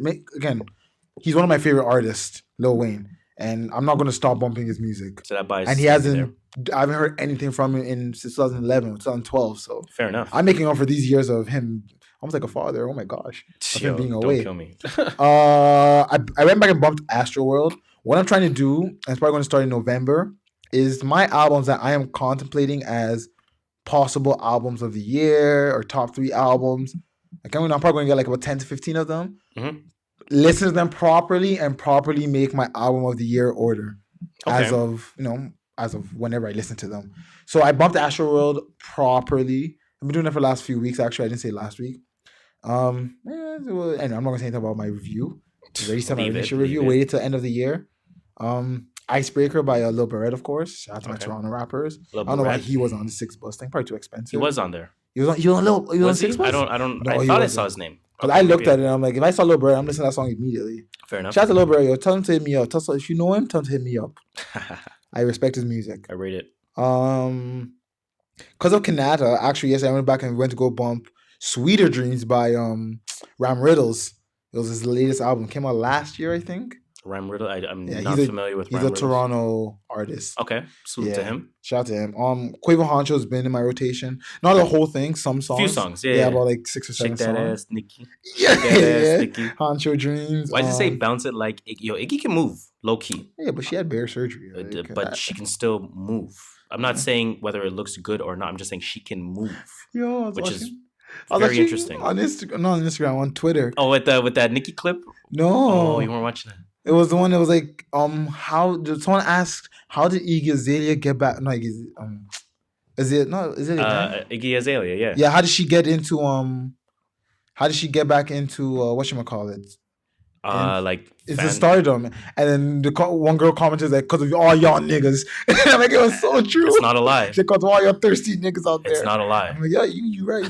It's not a lie. But yeah, I think that it's will end. And then Juice WRLD, but like I wouldn't even like 3 songs. So I mean, Juice WRLD nonetheless, Juice WRLD. And that came out Friday, so. Oh, you're talking the new Juice WRLD. Yeah, the new Juice WRLD. I haven't put the old Juice WRLD. Because the old Juice WRLD, I need to be in a certain mood. True. And I'm not in that mood right now. So I'm not trying to get in that mood. You're in that mood yet? That is very true. Yeah, but that's my rotation, y'all. So we'll leave the rotation segment at that. That will also end our music potpourri segment. And look at that, another dominant performance by the music potpourri segment, an hour 20 into it. Let's get into the entertainment report, man. ENT, POPPA. Let's talk about your boy P Diddy and Cassie. Oh, so they split. Oh, they split. Apparently, Cassie just basically packed her bags and left. Man's running out of money. Photos have now emerged of P Diddy with 26-year-old model Jocelyn Chu. You think he's doing that to make her jealous? I think that's just. I don't think so. I think it's just the companionship. I think he just wants someone by his side. True. Scariest part is that, like, she's 16. She's 26. 17? The model. 26? Aren't his kids like? Isn't 26? King Combs like 21? Like how old is King Combs? How old is next dude? I don't know, but they're not that old. I know one of them was in UCLA a few years ago. Remember when he went to kettlebell the coach? No, I don't remember that. Oh, do you remember when they said he was lifting weights and was attacking the coach of the UCLA football team? No, I don't remember that. Oh my god, that was so big, and they said he was chasing him around the gym. Oh, did he? Yes. Oh yeah, I do remember that. That was because his son was on the his son was on the UCLA football team. How long ago was that? It's interesting, man. And he was probably like his second year in the league. So his son is definitely like 23, 24 probably. Now the timeline is talking about this. The timeline brought up a very important question. Not question, but they brought up a very important sort of argument / discussion that I want to share with you guys. All right, so what they said was that Cassie, essentially, there's two sides of the argument. One side says Cassie is an idiot because she wasted her prime, being her 20s. She got nothing out of this. They were never married. She didn't make any money off this. She's not getting half of anything. I mean, obviously, he would make her sign a prenup. Oh, yeah, but, definitely. She's not walking away with anything. She didn't let him shoot the club up for child support. Maybe she actually loved him, though. Nothing along those lines. And now she up and left, and she wasted her 20s, which is your prime in a sense. Mm-hmm. And there's the other side of the world that says, you guys are all idiots. She spent her 20s with one of the richest men on the planet. Let's call it one of the richest men in hip-hop. I don't want to say one of the richest men on the planet. One of the richest men in hip-hop throughout all of her 20s, lived her life, out of that life now, completely scot-free, so there's no more attachment to that. Now she's in her 30s, which is her real prime, 31, 32, that kind of thing. Now she can go ahead and enjoy life. Right? So I guess what my question is... Which side am I on? The question about, okay, what is your prime? First of all, your 20s or your 30s? Your prime... I want you to think about this. I don't think your prime is a time, like a date. You can't set a prime on 25 to 29. I think your prime is when you think you're at your prime, when you feel the best, when you feel, look good. What's it called? Look good, feel good. When you look good, feel good. I think that's when you're at your prime. So if you look good, feel good at 31, you politically correct answers. You understand, like, yo, I'm 31 years old. I know what I like in life. I know what I want. Then that's your prime. You're like, yo, I'm my prime. You're talking to anybody. You have no care. But, if that happens at 22, then that's your prime at 22. Preach. That's what I'm saying. There is no true, I feel like that timeline of your prime. I disagree. I agree with you. Obviously, I'm just playing devil's advocate. I think relatively speaking, if we're choosing a decade, if we're saying your 20s or your 30s, I think it's more likely to be your 30s. Because you're more likely to be stable. That's why I agree too. So, I think I agree with the 30s part of it where she enjoyed her 20s. She enjoyed that youth with one of the richest men, lived a fucking fairy tale life. Definitely. For 10 years. She's probably never been first class before. And now she's out. 31, still looking great. And before I even say she didn't leave with anything, how many bags did she leave with? How many shoes did she leave with? Facts. How many dresses did she leave with? How many people know Cassie that can promote her, that can market her? She left with more than, she might not left with dollars, but she left with dollars to be made. I like that. I'm telling you guys, she might not left with physical dollars. She left with dollars to be made. You don't think fucking 32 years old. I don't know what's his face. Mark Jacobs yo, Cassie, come rock the runway for years. 200,000. You don't think also she can do that? No, I don't think she can do that. She's also a 32-year-old model. That does not work in 2018. But she's Cassie, But the modeling industry don't care. Kendall Jenner's modeling career is done. No, is it? Of course it is. I don't know. You know what I'm saying? Like, you got to be 18. But either way, I feel like she still has. She left. She rubbed elbows with people. That's what I'm saying. She made connections. She made the connections that she need to make. She's almost like, think about like Kariuchi on steroids. There we go. Like, you know what does Kariuchi do? Well, she acts. She does act. She's in a couple of. She acts. She's on like some FX shows. This guy said it so like she acts. She's probably on Spike TV somewhere. You know what I mean? One of those. Like she has no other Velocity Network. She's on probably one of those. Velocity Network. FXX. Some shit like that. But no, I mean, she can make something for herself. Definitely. I'm not mad at it. Like I said, 32 years old. She looks great. She lived a great life already in her 20s. And let's see what life has in store now. I said, how do we didn't actually know she really loved Diddy? She may have really loved it, and it was not about the money. It wasn't about the club, shooting up the club. I mean, not the club. It wasn't about getting. It was literally just love. He said, I don't want no more kids. And she was like, I love you so much that I will respect the fact you don't want any more kids. I don't know. I don't know again. Like I don't know. I'm just making that shit up. Like, I don't know, man. I said maybe. Anyway. Anyway. I feel like I had a final question with Cassie, but I can't think of it. So we're gonna move on. Pete Davidson, your boy Pete Davidson. He's not my boy no more. No more? He was your boy? He was never my boy. He's wilding out. He's wilding out. Wildin'. Yo, we need to find that, yo. Let me add that to the list. Whylin soundbite. I feel like for the last 4 weeks that we've identified sound bites, we haven't added them. The only one we added was It's true. So whylin.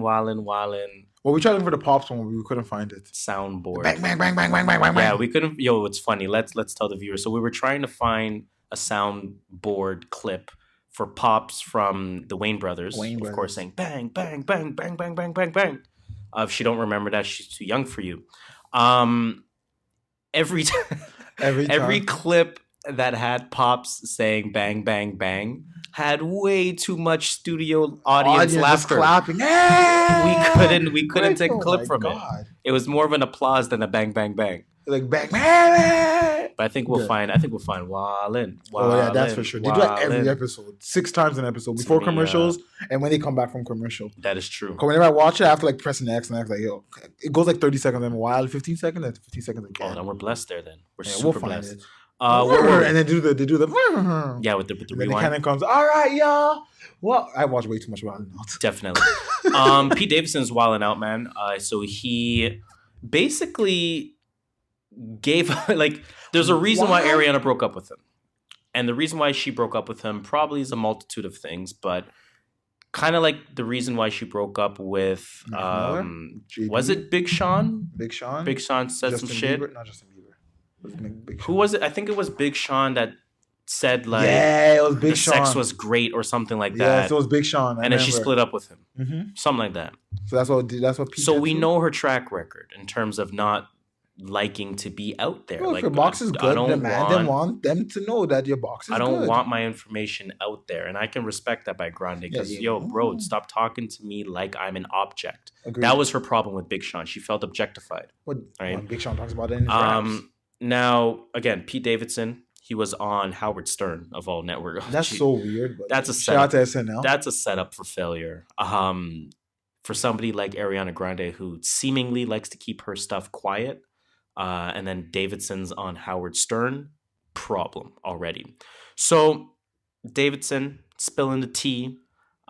He's talking about some sexually explicit things that involve both he and Ariana Grande.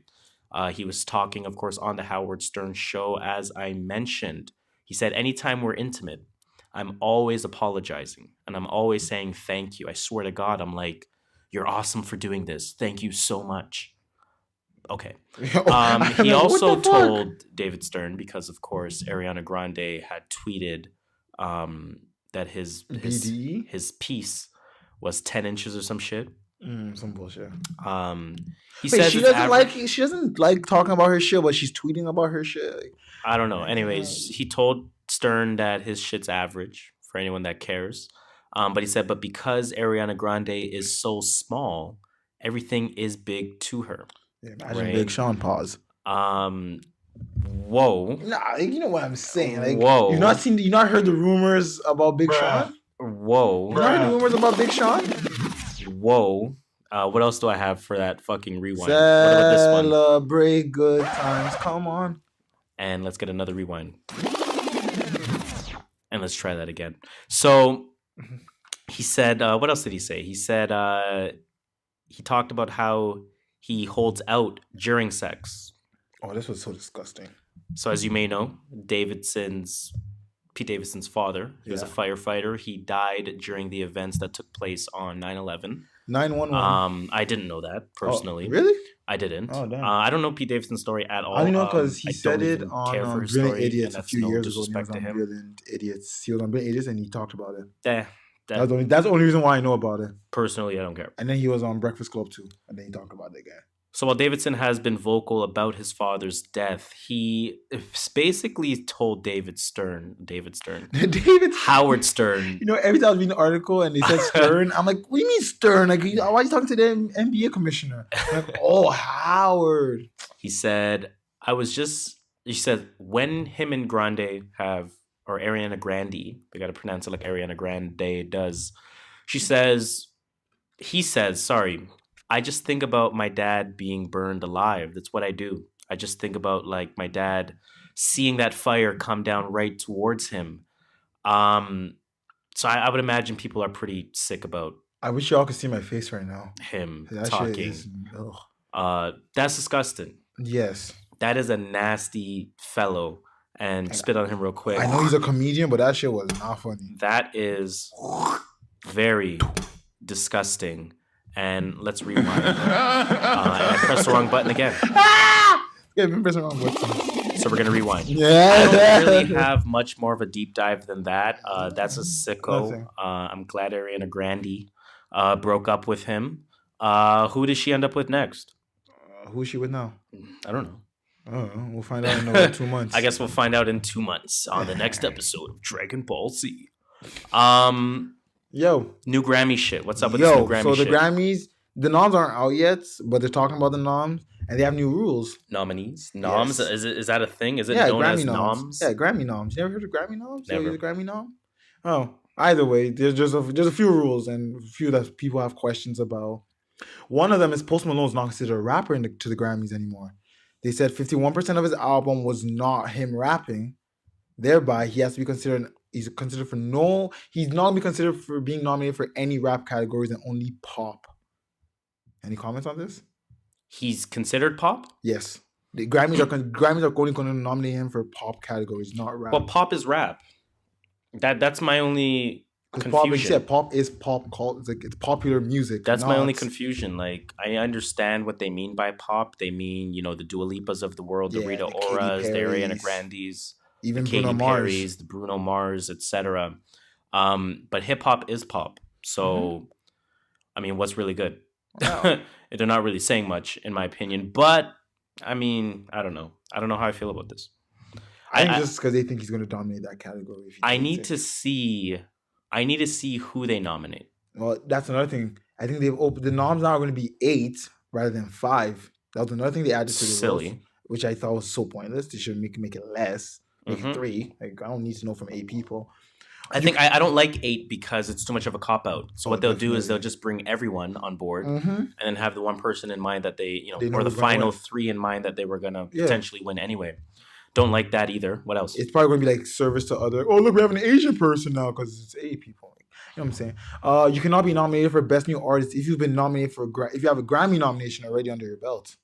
Which makes sense because at that point you're not a new artist. Pretty much. So this year, that means it affects Post Malone because he was supposed to be nominated. I don't know why. I'm pretty sure that guy's been producing music for like 3 years now. A few years. And Cardi B, she can't get nominated because she was nominated for a Grammy last year. What was she nominated for? I don't remember. I don't know. Sometimes it's just features. Like you could feature on an artist's album or on a song, and they're like, "Oh, that's a Grammy nom." Okay. XXX is now favored to win Best New Artist now that Post Malone and Cardi B. Sounds like he definitely will, in my opinion. That's what everyone's saying. So now this brings me on. Before we get to the next question, XXX team has submitted him for a bunch of categories to be nominated for. Of course. Best New Artist, Album of the Year, Alternative Album of the Year, Record of the Year, Best Rap Song of the Year, and Best Rock Song of the Year. Interesting. Now, according to XXX charges, people are like up in arms. He shouldn't be because of his charges before he passed, although it was never settled. They still believe, it never went to court. Some people believe it never went to court, so don't hold him against it. Some people are saying, well, he would have gone to court, so we still got to hold a little bit against him. People then used Chris Brown as a reference, saying Chris Brown and Rihanna thing happened in 2009, And in 2012, he was up on that stage on the Grammys dancing and sliding and grinding. Mm-hmm. That the Grammys don't really care about your past record. Well, no, they care about ratings. Mm-hmm. Okay. They're giving it to Biggie before. They give it to Pac after his death. So my question here is, if X wins one of these categories, is it fair or not fair? I don't see anything wrong with him winning. I get it. I get what people are trying to do. If his allegations were true, and we'll never find out at this point. I understand it, and that goes back to the whole cancel thing, right? And I use Chris Brown as an example to say he was not canceled. Definitely he did not. lose a lot of the fan base, but he wasn't canceled. Listen, what is the category? The category is new artist, or the category is best rock, or this, or that, or that. If they feel X personifies that the most to win the category, then it is what it is, right? Like, you can't be mad at them for that. You can't say they did the wrong thing. It just is what it is. I don't really know how to explain it further than that. If he wins, he wins. Exactly. If he doesn't, he doesn't. Let's not outrage at a nomination, because a nomination doesn't mean a win. And applying for a nomination doesn't even mean a nomination. So the fact that people are up in arms already, again, that just goes back to outrage culture. Okay, I have nothing more to say beyond that. Before you leave, one more question. Before you leave, one more question. There One we of go. those. Now, this is just something I thought of on my own. Should deceased artists Okay. be allowed to win Grammys? Yeah. Okay. Yeah. I mean, again, if you fit the respective category, if X is a new artist, was a new artist.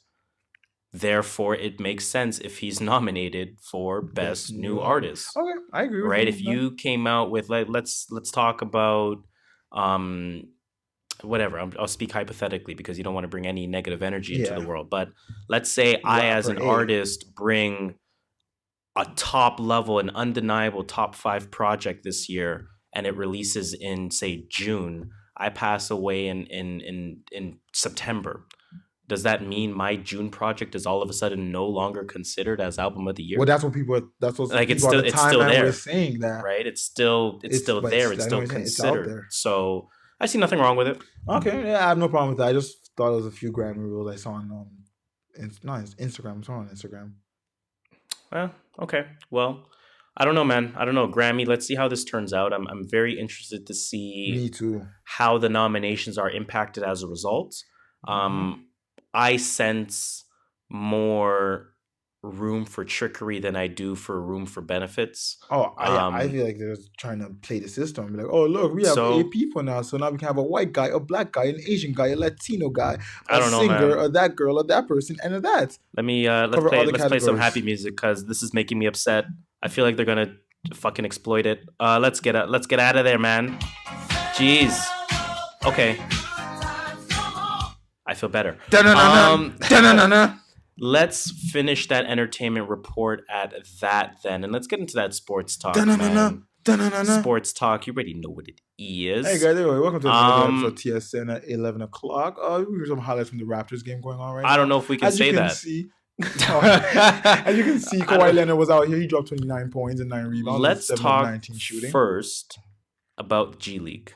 The NBA G League, that is formerly known as the NBA D League. Of course, Sorry, I'm fucking. that is the NBA's developmental league. Of course, their sub brand, so to speak. The development league. They are offering an NCAA alternative, right? So, as part of a professional path system, quote unquote, the G League will offer select contracts worth $125,000 per year to elite prospects who are at least 18 years of age but not eligible for the NBA draft. Question: right? Who determines what an elite prospect is? Because I'm always having this problem when they say elite. That's my problem with the system. I guess it's based on their rank, right? 5-star recruit, 4-star recruit, 3-star, 2-star, 1-star. But that shit don't mean shit in the NBA. Well, this is not for NBA. This is an alternative for NCAA. To get to the NBA door, right? Right, but you gotta ask yourself, who is the G League targeting in terms of kids.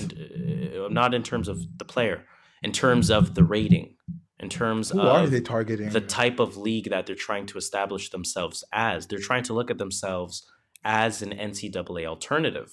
Not an NBA development. Both. NCAA alternative. I thought your computer crashed. I was like, what the fuck? No. It turned off and I turned it back on now. So, I mean, again, NBA G League, like I said, it will soon offer alternative choice to playing college basketball. This is going to kind of threaten the existence of that one and done rule that's going on in the NCAA. They feel like they're going to be targeting recent or would-be high school graduates who otherwise would likely have spent one season playing college basketball. And they apparently the G League is trying to entice them not only, of course, with the six-figure salary, but also the opportunity to benefit from the NBA infrastructure, as well as bevy off of off-court developmental programs that are geared towards facilitating and accelerating their transition into the pro game. Think the redshirt rookies in a sense. Think your Blake Griffins. Think your Ben Simmons. Think your Joel Embiids, et cetera, et cetera, et cetera. Right? So, first of all, is this a good thing? Is this as glamorous as it sounds like it will be?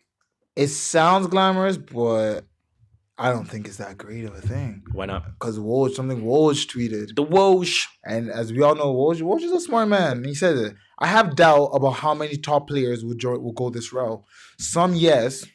But the G League is full of early connecting flights, long bus rides, and small gyms. It's not glamorous. Big-time NCAA ball still has trappings of exposure, packed houses, private jets. You'll get paid there too. You become a star. You definitely become a star. No one's trying to watch a G League game. Now, do you think the player would think that far about the bus rides and the plane rides and this and that and the day-to-day city-to-city life? Do you think that's on their mind, or do they just look at, listen, I got this scholarship, thankfully. Now I get a little mini bag to support my family. I don't think they think that way. No, I think they're not thinking that way because they have coaches in their ear. And if they're a top elite, as they're going to be, as the NCAA wants, you're going to have like 14 coaches talking to you. Why are you going to go join there? They don't have a private jet.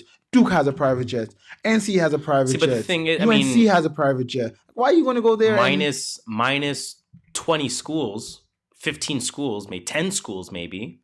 That life doesn't exist. That life doesn't exist with Indiana. That life doesn't exist with Hoosiers? NC State. What? Yes, all those schools have private. Do you know how much money their basketball programs bring in? That is fair. That's a fair point. NCAA sports is no joke. Is this the end of the Junior Basketball Association? The Junior Basketball Association that is, of course, LeVar Ball's league.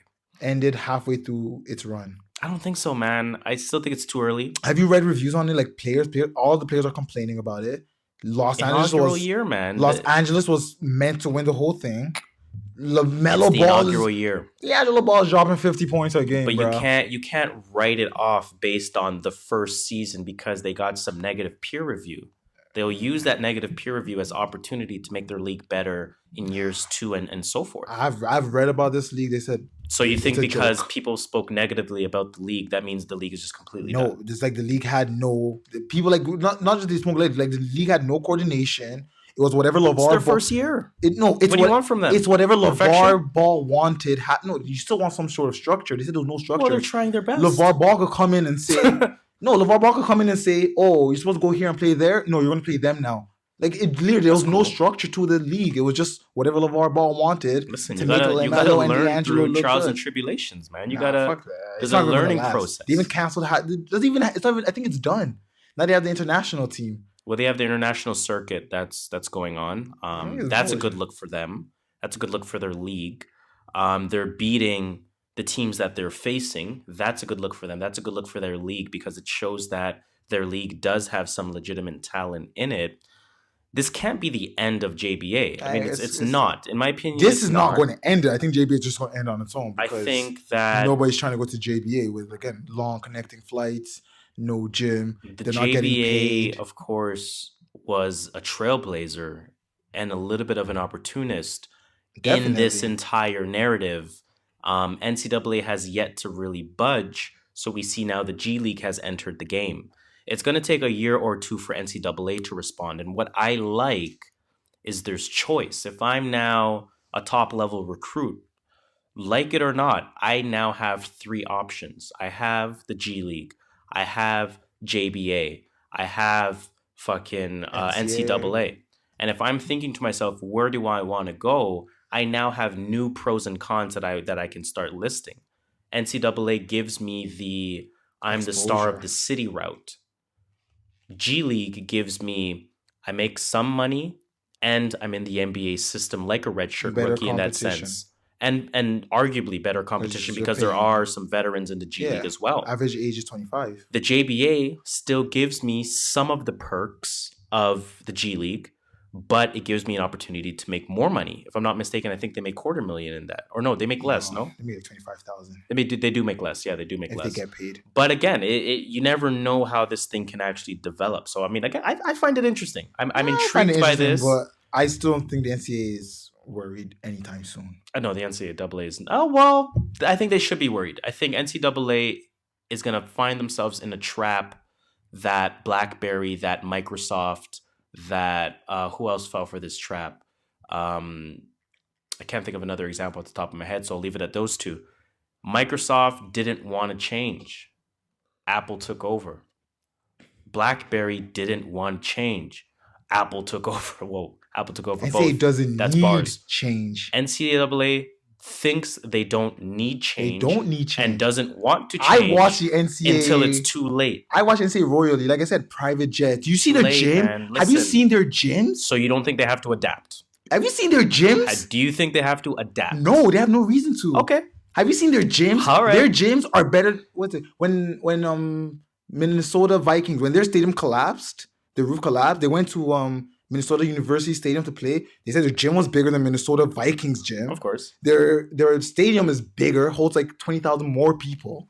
Like, are you kidding me? You miss the gyms, TV exposure, absolutely fan base that big to disagree to get paid 25,000 and pay less competition where LaMelo's going to drop 50 points and you'll get fired if you don't. That the NCAA is laughing. Should not adapt. They don't need to. Is one of the craziest things I've ever heard. They know that everyone's still going to come to them. BlackBerry, Microsoft. You will see. That's all I'm gonna say. You will see. I'll give you an example. You're saying like Apple had the touchscreen, the whole touchscreen, no keyboard, and now you're saying, well, BlackBerry had a keyboard and they're big. You should add a keyboard. And like, no, don't worry. Everyone's gonna go full screen, and that's what the NCAA is doing. NCAA is like, don't worry. We don't need to make the money. It's our schools that do the work. It's the schools. It's not the NCAA. It's the schools. I think once you listen back to this, you're gonna realize the example that you just gave makes zero sense. So basically, NCAA is BlackBerry. They have the keyboard on their phone. Apple. Hold on, listen. I'm not talking about today. You're talking about today. I'm talking about fucking 10 years ago. Yeah, Apple when they first came out with the all touchscreen. Hold on. You can't say it. That doesn't make sense. NCAA is BlackBerry in 2007. Oh, okay, sure. Right? I don't agree or with this. 2005. Okay. Let's go. Let's say. NCAA was is the behemoth at that time. BlackBerry was the behemoth at that time. Yes or no? Okay, sure. Right? Okay. BlackBerry had a keyboard, right? Here's the JBA. Here's the G League that says, listen, man, we're going to try this touchscreen approach. We think this is going to be the new wave. Hold on. So JBA and fucking the G League are trying something new, right? Trying an alternative to the keyboard, which is the touchscreen keyboard. Okay. So now that's the alternative. NCAA says, you're an idiot. Everybody's going to want to use keyboards for the rest of their lives. We don't even need to consider you. I don't care how big or small you are right now. We don't need to consider you because physical keyboards will always reign supreme. JBA and the G League, who are the touchscreen, says, no. I think we have something here. We're going to continue to make our touchscreens better and better and better and better. And it might take 10 years. It might take 25 years. But if the NCAA continues to say, we only need physical keyboards, eventually it reaches a point where everybody has touchscreen keyboards and nobody uses that physical keyboard anymore. And BlackBerry and the NCAA should have adapted and should have paid attention to those touchscreen players that entered the game. Because now that they made no changes, now you get BlackBerry 10, which is their attempt to catch up. Now you get the fucking new Android BlackBerry devices. That is their attempt to catch up to the powerhouse that the touchscreen phone now is. Okay, now let me put it this way. Let me just say the one thing that I'm going to keep on saying is one, exposure. The life is totally different. Okay, you're talking today. I'm talking tomorrow. If you don't have the TV money? Okay. If you don't have the TV's dying. JBA is not playing on CBS. Yeah, they're playing on Facebook. Yeah, who the hell's doing that? Give it 10 years, man. You never know. Facebook, you man. don't know that. Facebook ain't paying them. You don't know that. Facebook's not paying them. Hey, man. CBS is paying the NCAA. The NCAA made $1 billion. You're playing checkers right now. The NCAA made more money than they made last year.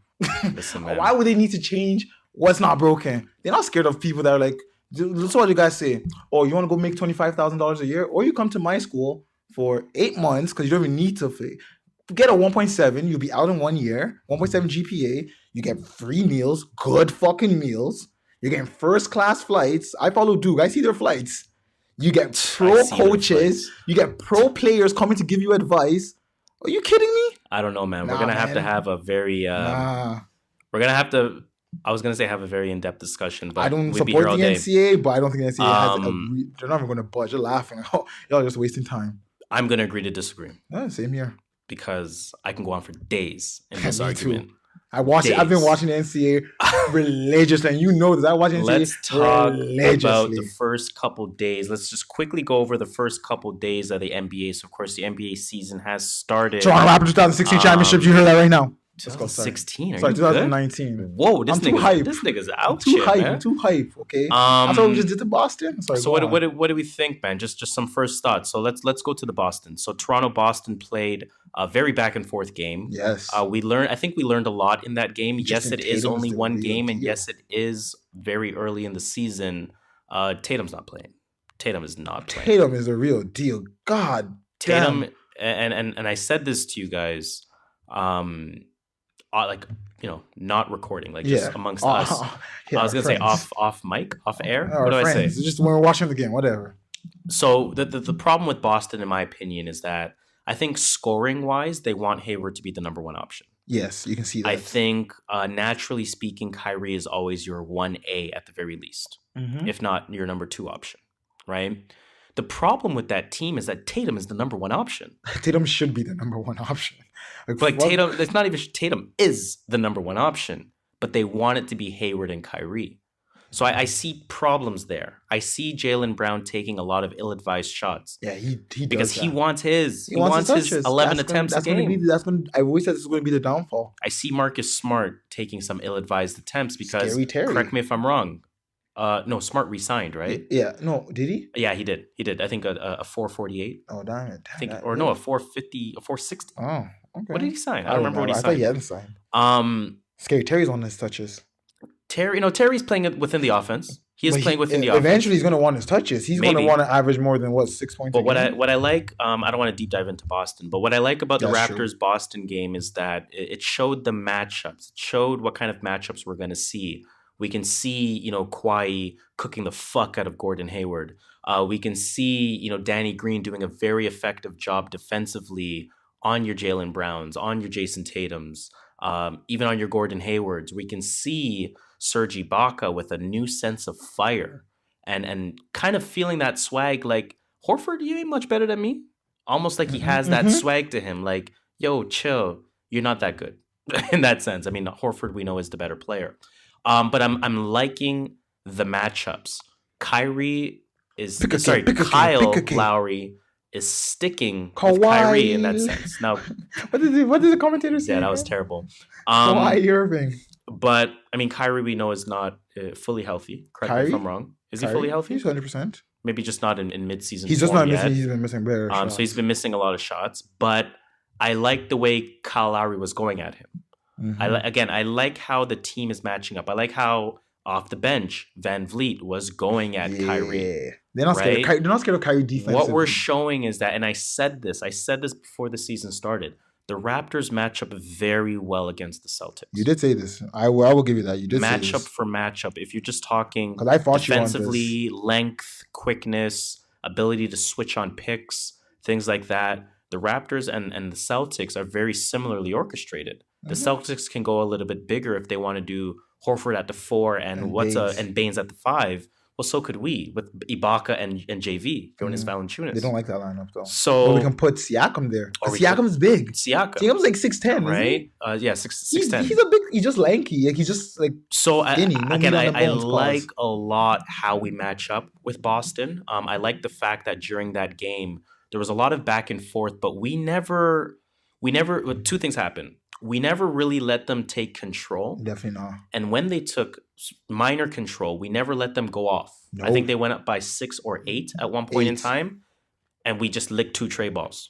Licked 2 tray balls. Off the, you know what I mean? Just pause. Bang, bang, bang. Tray balls. You know what I'm saying? Yeah, definitely pause there. But no, but you're speaking sports, it's okay. Yeah, I guess. Man. Just fucking around. No, I know, of course. But I like a lot how Toronto's matching up with Boston. Toronto's a good deal, man. I do want to see us against some of the top West teams. Yes, for sure. I want to see how we match up against the West. Houston, even OKC. We think we have the real deal. I think we have the real deal. I think we can go conference finals easy. What did you see the Sportsnet introduction? No, I didn't. Sportsnet, not Sports Center. It was like a 2-minute clip, basically saying like, yeah, these guys left, Carter, McGrady, Bosch, but you want to really hold them accountable because they couldn't bring it home. They couldn't. It's true. So let's stop being sensitive. Let's stop asking if Kawhi is going or leaving or whatever, staying, whatever. We have the best team that we've ever had. We have potentially the best player that we've ever had. It's so fun to watch them play. Let's focus on bringing the championship. The goal is not conference finals. The goal is not just getting into the finals. The goal is a championship. The goal should never be anything but the championship. Oh, not always. I mean, it depends where you are on the depth charts of the league. No, but like what I'm saying is like Chicago's goal is not championship. No, but like you're always going to aim for the championship. Like that's your final goal. Not Chicago. You do you know what I'm saying? Like you don't start a race trying to lose. I know what you mean though. That's what I'm saying. Like I'm just hating. You might not have the teams to win, but like at the end of the day, your final goal should be if your goal is anything but the championship win, then you're not in the right league. But I get what you're saying. Sometimes you just look at your team and you're like, yeah, we'll be lucky if we make the playoffs. I like where Toronto's going. Anything else very quickly before we get off of this sports Westbrook needs to come back because OKC lost. OKC's looking, they're struggling a bit. Utah looked good against Golden State. The mid-tier teams are looking great. A lot of the mid-tier teams. Those are your Utahs, your Phoenix. What? Phoenix. What? Phoenix is looking good. Phoenix is a mid-tier team? Are they not a mid-tier team? Oh my goodness. I'm talking about your 4th and 5th place. Oh, I thought you were talking about like your 8th and like I thought you like playoff contender Your Utahs look good. Your Portland's look good. Portland's shit, man. New Orleans looks good right now. New Orleans is fucking beastie. Yeah, it's only 2 games. So the mid-tier teams are looking good. I'm curious to see how the Lakers work out once they have a little bit more communication. Now that's something I'm scared of. Mid-season Lakers is going to be crazy. Mid-season Lakers could be very good. Once those young boys get their confidence, it could be good. Let a young boy get paid. Could be good. That's what I wanted to say in the NCAA line. I was always waiting. I was like, fuck the NCAA. Let the young nigga get paid. I was like, I'm dropping Jay-Z references. Okay, so let's end the sports talk right there then. I want to get into some random thoughts, of course. So this is the segment where we go through our Instagram. Let's see what saved clips we did. Is Klay Thompson a top 20 for player? the week? No. And I just saw that in the fantasy basketball. Let's see where we go from there. So I have a keep it or leave it, but culture 3, keep it or leave it. Culture 3, whatever. I feel no way about it. Keep it or leave it. You can't give me an answer. There's no whatever. Gun to your head. Cocked. Wait, hold on. Which one is what? Keep it or leave it? Oh, sorry. Keep it or leak it. Okay. Leak it. Whatever. Okay. Whatever. Add it to the playlist type of thing. Yeah, okay. What do I have here? Let's see. Oh, did you see Tiana Taylor and Sin Santana? Who? Sin Santana, Joe Budden's wife to be. What about Tiana Taylor? They're beefing? Tiana Taylor was grinding on her, I guess, at one of her performances.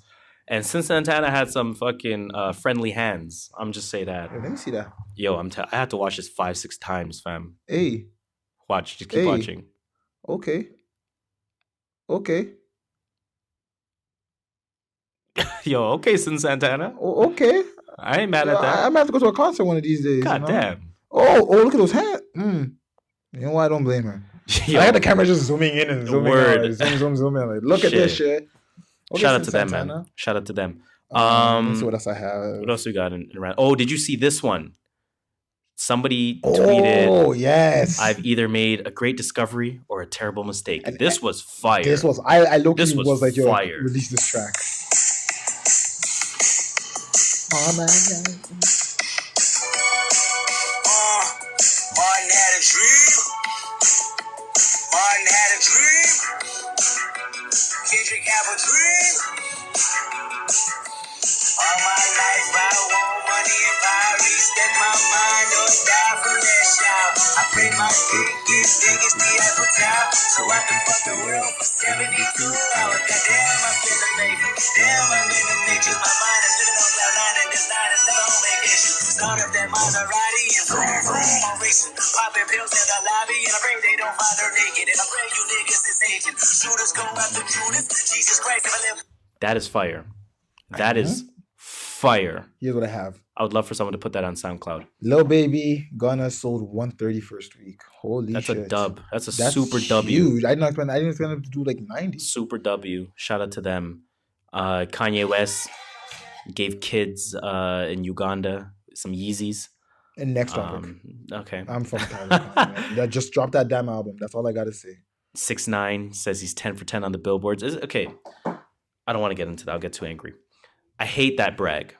The 6 for 6 on that billboards. I made the billboard. Okay. That's bullshit. You're a popular artist. Exactly. You're expected to make the billboard. You do antics to That's sell like your being record. a superstar and bragging about bragging about putting up 15 in a game. Like, as a superstar, 15 should be nothing to you. Exactly. With all what you do, you should be putting up billboards.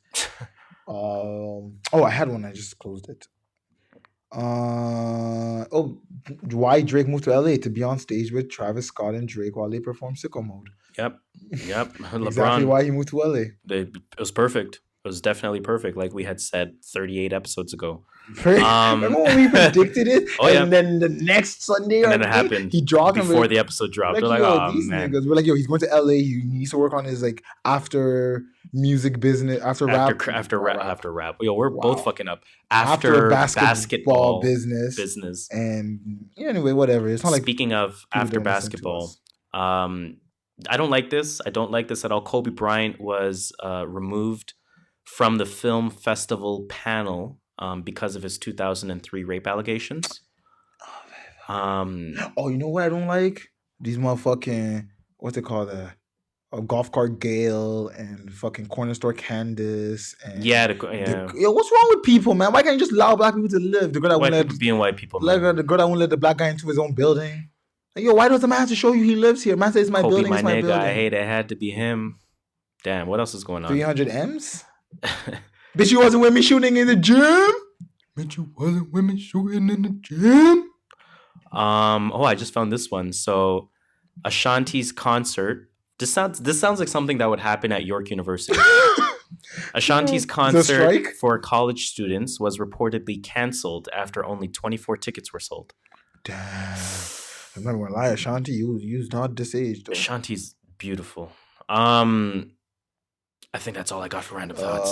Let me see. That guy that went swimming in Ripley's aquarium, I think he got charged. I don't know with what though. Or I think he what's it called? He got, he's from British Columbia. Okay, provide some context first. So Ripley's aquarium, because nobody knows what you're talking about. So there's a Ripley's video that went aquarium, viral. firstly, is the aquarium, of course, that is in Toronto. It's a very big aquarium. Right beside the CN Tower. Right beside the CN Tower. It's kind of it's become a, what do you call it? A tourist thing to do. Tourist hub. Tourist attraction. Yeah, I mean, it's become an attraction, yes. It's become like a typical tourist attraction thing that you have to do when you come to Toronto. And there was a video on Instagram of a man swimming butt naked in the Shark Tank. No, he was not asking them for money for his aquarium. He was actually swimming in there. So the guy's from British Columbia. He got charged. He got flown out. He was back at home, and he got flown in just to charge him in Ontario. Yikes! I think court date is still ongoing. So I don't know what's happening with that. I just thought it was interesting, somewhat interesting. It would be remiss if we didn't mention Brittany Renner, of course. Everyone knows about that. So I just hate the headline. It's so fucking annoying. That's why I didn't want to say that one. Oh, he made me pay for my own flight to get some dick. And like, no. Okay, bitch. Like, that's life. You wanted dick. And you paid for your flight. You paid for your flight. And he did not have a relationship with you after you got some dick. Hold up. If he gave her money, would she be complaining? No. So this is just complaining because you didn't get money out of this, or you didn't get something other than... Well, she wanted the bag, right? She wanted her name attached to him, increases her profile, puts her in a positive light, potentially puts her in a situation where she does make more money being linked to Kaepernick's name. And she didn't get what she wanted from a business perspective. Okay. So, yeah, she's going to try to talk bad on him and try to tarnish his name. I'm just glad that nobody's on board with her. Girl, bye. Like, the fuck out of here, man. Girl, bye. Yeah, I think that's actually all I had for Girl, CCS. bye. Did you have CCS for random thoughts? Did you have anything left for random thoughts? I thought I had more, but I guess I didn't. Yeah, I thought I had mad random thoughts. I was like, yo, I'm bookmarking bare shit. Word. But fuck it. You know what?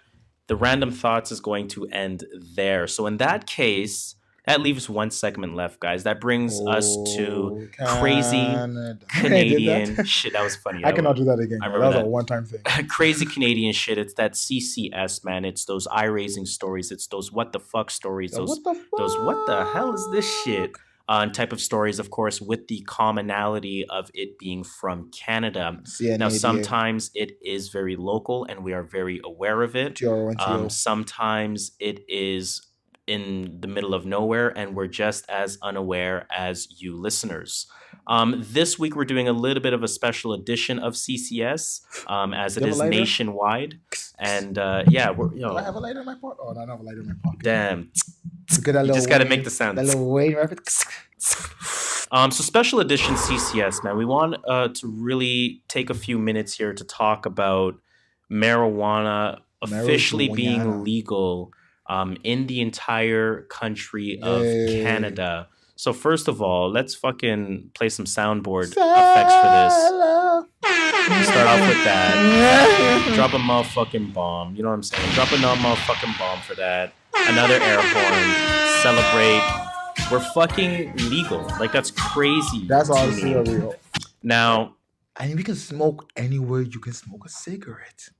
Ish. So, ish. Yeah. So you can smoke weed. So you can smoke a joint. You can smoke a blunt, a spliff, whatever you want to refer to it as. Virtually anywhere that you can smoke cigarettes, right? So the only exclusions, of course, I would assume public parks. No, you can smoke in public cars. Oh, shit. You just can't smoke in your car because you can't in your car because, of course, driving impaired. Yes. Right? So that seems to be really the only sort of objection against the legalization right now. There's also a few rules, though. Yeah. I mean, it's like same alcohol rules. You can't have an open bag close to you. Like, you need to be in your trunk. Yeah, you can't just wall out. Like, exactly. Like, you can only have 30 grams. You have 31. They could actually charge 30. You. That's a bare grams. But I know what you mean. But like, those dumbass niggas that are like, cause now because legal, I'm going to buy like 10,000 grams. I want to mention something very important because I was having a conversation with someone about the legalization, and a few things that were mentioned. This person said to me that the next couple of weeks really will feel like the Twilight Zone, right? When you think about it's almost surreal to think that, okay, everyone's just walking with joints in their hand and with this and with that. Like, I always thought everyone did it though. I'm never gonna lie. I thought everyone was walking with their joints. There's so much I have so many things to say about it. Okay, so I was at work. I was speaking to somebody at work. And I was having a conversation with this person as a client. I'm not going to explain what I do, and I'm not going to hint towards what I do. So here's what the guy does. I was having a conversation with this client, and we were talking about the legalization, and we were saying, okay, this is sort of the future of legalization in terms of at the retail level.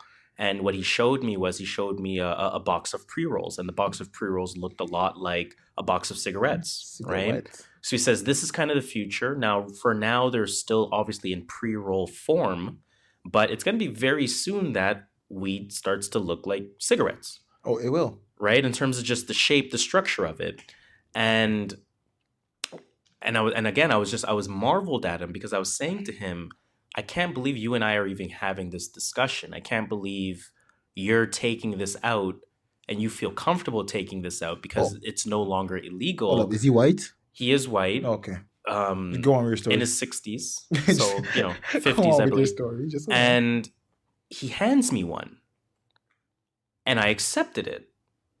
And I looked at him and I was like, I can't believe that I can accept this from you in my office, face no repercussions for it, because it's completely legal. It's like a box of wine. It's like a wine bottle now. Exactly. It literally is. As long as you're not smoking it at work, you are fine. As long as you're not drinking your wine at work, there's no reason mind-boggling to me. Not have it. Doing bad part that smells, but and I was having another conversation about this. I had a lot of conversations about this guy always talking. A lot. I can speak for years about the legalization of weed. I had another conversation with somebody that didn't really understand the importance of this. Right? They were just saying, "Yeah, it's cool. I mean, yeah, it's sick that it's legal now, but I mean, it's cool. It's cool, honestly." And I said, I want you to think about something. Thinking. We are now. And I want you to, because you've never heard me say this yet. That's what I said. I'm the same boat as that guy that says just whatever. Like you and I and our generation is not the first generation, but we're the youngest generation that remembers life before the internet. We are. Right? That's fog. No one else will ever know life without the internet. Think about that. We are the youngest, so that age group of, let's say, 25 to 32 to 33. We're the youngest generation to understand and specifically remember living without the internet. Consistently, right? Without your desktop, you weren't having zero internet. CDs, AOL CDs. Yeah. We remember MSN. We remember the floppy disk to the CD to the MP3 USB drive, to the USB drive MP3 to players, Atomics to fucking everything. Virtual DJ, fucking PS1 to PS2 to PS3 to LimeWire. To fucking buying your games off PSN PS2 now, going online to Dreamcast with the boot disc. That's fucked. We remember a life before and after the internet. The generation after us only remembers life with the internet, right? They don't know life before that. Always with the internet, right?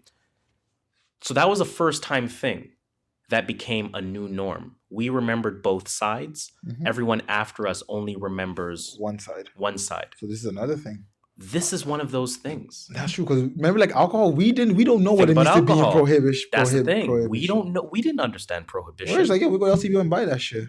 But there is a generation that existed that remembers the day alcohol was legalized, and they probably still have it cemented in their head. Oh my God, that day I could now drink a bottle, on the street or whatever it may be, and they can't harass me.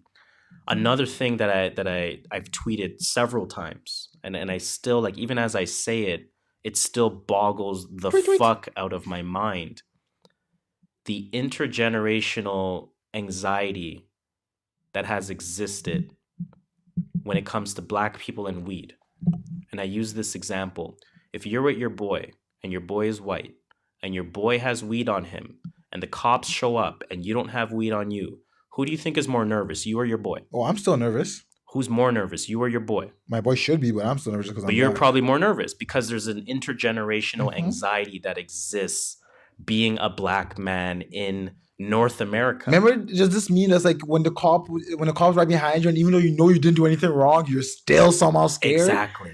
That's exactly how even when you know you're not in the wrong, you still feel an anxiety, and that's still going to exist. That's still going to exist being Black, right? If there's a cop near you, okay, just tell me when you're going to turn on your lights. Right? That's my mentality. Are you running my plates? Because I know I got all my papers in check. He's behind me. He's checking my plates. All my shit's in check, but he probably might decide to pull me over just because he's going to give me a hard time. And try and hope it's just weed in my car right exactly. now. That's why, yo, guys, put your weed in your trunk. Okay, and I'm being serious. Before that, because it's not, you're not aligning yourself with my story. Okay. Right? So, I mean, we know that intergenerational anxiety exists. We know that intergenerational anxiety exists from a weed perspective as well, right? Even if, remember we said several times when you and I smoke, or when the boys kick it and we're smoking at, the side of my house. Remember what I said to you guys the other day? I said, I have this irrational fear that a cop will run up one day with a flashlight, like, I see what you're doing. Boom. Even though you're at your own house, you're in your own comfort zone. because you're not concealed in a backyard, or even when I'm in the backyard, Still, I feel like I have an irrational fear that a police officer will run up on me feel you. and say, you're caught. Yeah. An irrational fear. Why would a cop do that? The cop would never do that. Think about that. I hope a cop So would what's the never do that. likelihood of that actually happening? Hella slim. Zero. Hella Probably. slim. But that irrational fear exists. Why? Because there's that intergenerational anxiety. For the first time in our lives, just think about Black people for a second. People of color as well, minorities, POCs. Latinos as well, because Minorities. they fit in the same boat. I need to be saying niggas too. I don't understand that, but I'm allow it. That's a whole different discussion. I know. That's why I was like, I'm just gonna That's a stop whole that. different discussion. But yeah. But Latinos do face the same sort of issue. Struggles. This is the first example that our generation has of an intergenerational anxiety being completely erased. I don't think completely erased. And this goes back to my Okay, let's hear it. This is just my weed in the trunk thing, where they know now, like, oh, well, now weed's legal. There's a very high chance more people of color carrying it on them, Mhm. and now we're trying to conceal it. And now there's a whole But you're allowed to have it in your pocket. no. If you're driving, I'm not talking. Forget no, driving. I'm talking about on your. Not a lot of people drive. Well, Like some people do drive. relatively you speaking, see the 401. That's a lot of people. people that we're speaking to. I don't know who drives or not. I don't know. But I'm saying, the point you're not getting my point. People that drive, I mean, commuters, workers. I'm talking about your average person that has weed on them for enjoyment. I'm not talking about the person that's gonna smoke in their car and No, but I'm not talking that. about, like, for example, I'm going to my boy's house. He says, "Yep, here's a bunch of shit. Smoke shit when you get home." Mhm. I put it in my console. I get pulled over by the cop. Cop says, "I smell weed in your car." By the way, we didn't. There's them smelling weed is an excuse for them to search your car, and they actually are legally allowed to do Okay, it. yeah, and that's very And now true. they search your console. It's a $20 ticket right there just because you have weed in your console. Right. That's all I'm saying. Just put it in your trunk, because in your trunk it's like alcohol. Okay. If you have alcohol in your passenger seat and it's open, it isn't even if you drink it or you didn't drink it, you're gonna get charged. Is it confirmed that you have to have it in the trunk, or is Confirmed. back seat? It's same fine, rules or- as alcohol. But alcohol back seat is fine. Alcohol backseat is not fine. If it's in reach of the driver, it's not fine. They'll let it slide. Okay. Most cops, but if you Okay. get some bitchy ass cops, I know someone that got a bitch cop and they didn't let her slide with it. Huh. It wasn't even open. Okay, I didn't know that. I So didn't know that's that. what I'm saying. Just put I it in thought it your was trunk. backseat. No, I thought No, legally it was backseat's not backseat. allowed. Okay, legally it is trunk. And if they smell it, that's Then- an excuse for them to search. Then at that point, I don't agree with you then in terms of the intergenerational anxiety being gone. That's just irresponsibility of the user at that point. For what it is, whether we agree with trunk or not, that undeniably is just irresponsibility of the user, right? You know the rule. The rule is the trunk. Mm-hmm. If you obey it, you're fine. If you choose not to obey it, you understand you're putting yourself in risk. So to me, that's a little bit different than intergenerational anxiety, because intergenerational anxiety exists whether you're right or wrong. Even if I'm in the right, even if it's in my trunk, I feel like I'm still going to be pulled over. And that might still exist to some capacity. I might still get in trouble even though I'm following the rule. But I feel like this is sort of step one, and this is the first example that our generation has of an International. of an intergenerational anxiety being erased. Think about our kids, think about our kids' kids, think about 3 generations from now, 4 generations from now. They're not gonna know a cop walking down and you thinking they're gonna plant weed on you. That's true. They don't know. They're not gonna know that feeling. That's true. So to me, that's mind-boggling. Yeah. Right? Like I still can't really understand that. I still can't really fathom it. It's definitely a fucking great thing that that it's fucking legal now. And again, it's not to say, oh, I'm a stoner or smoke all day, but it's just to say, yo, a lot of people will no longer face that anxiety that they used to face a week ago. Yeah, makes sense. And to me, that alone is worth it. Right? So a round of motherfucking applause for Canada. Shout out to Canada, man. Shout out to Canada. Motherfucking air horn for Canada. No.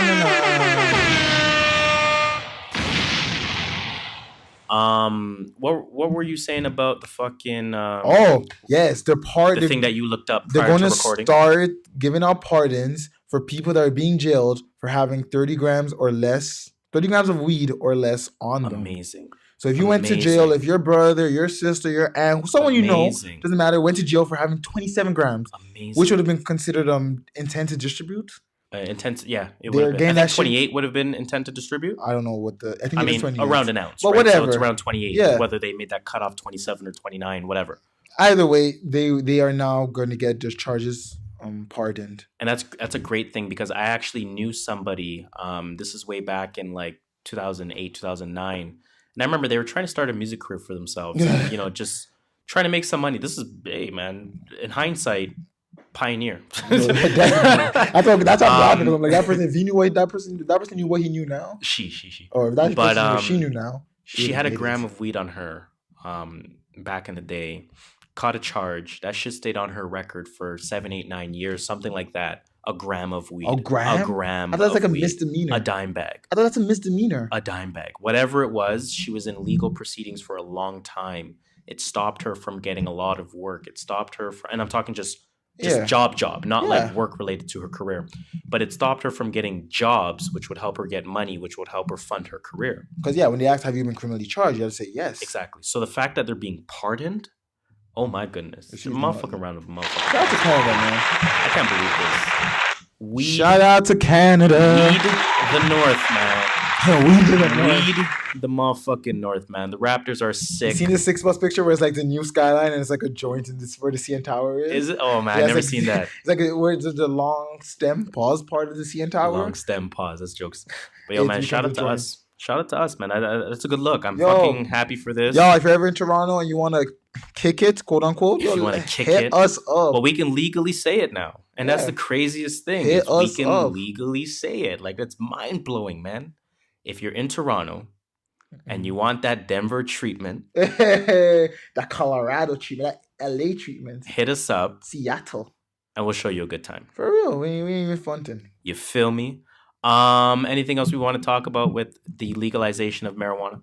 Nah, just that weed the North. And Weed the North. The North. That's definitely going to be the name of this episode. Weed the North, man. Shout out to Canada one more time. Now, that being said, I think you got to cue the Incredible Hulk soundtrack. Thank you. Someone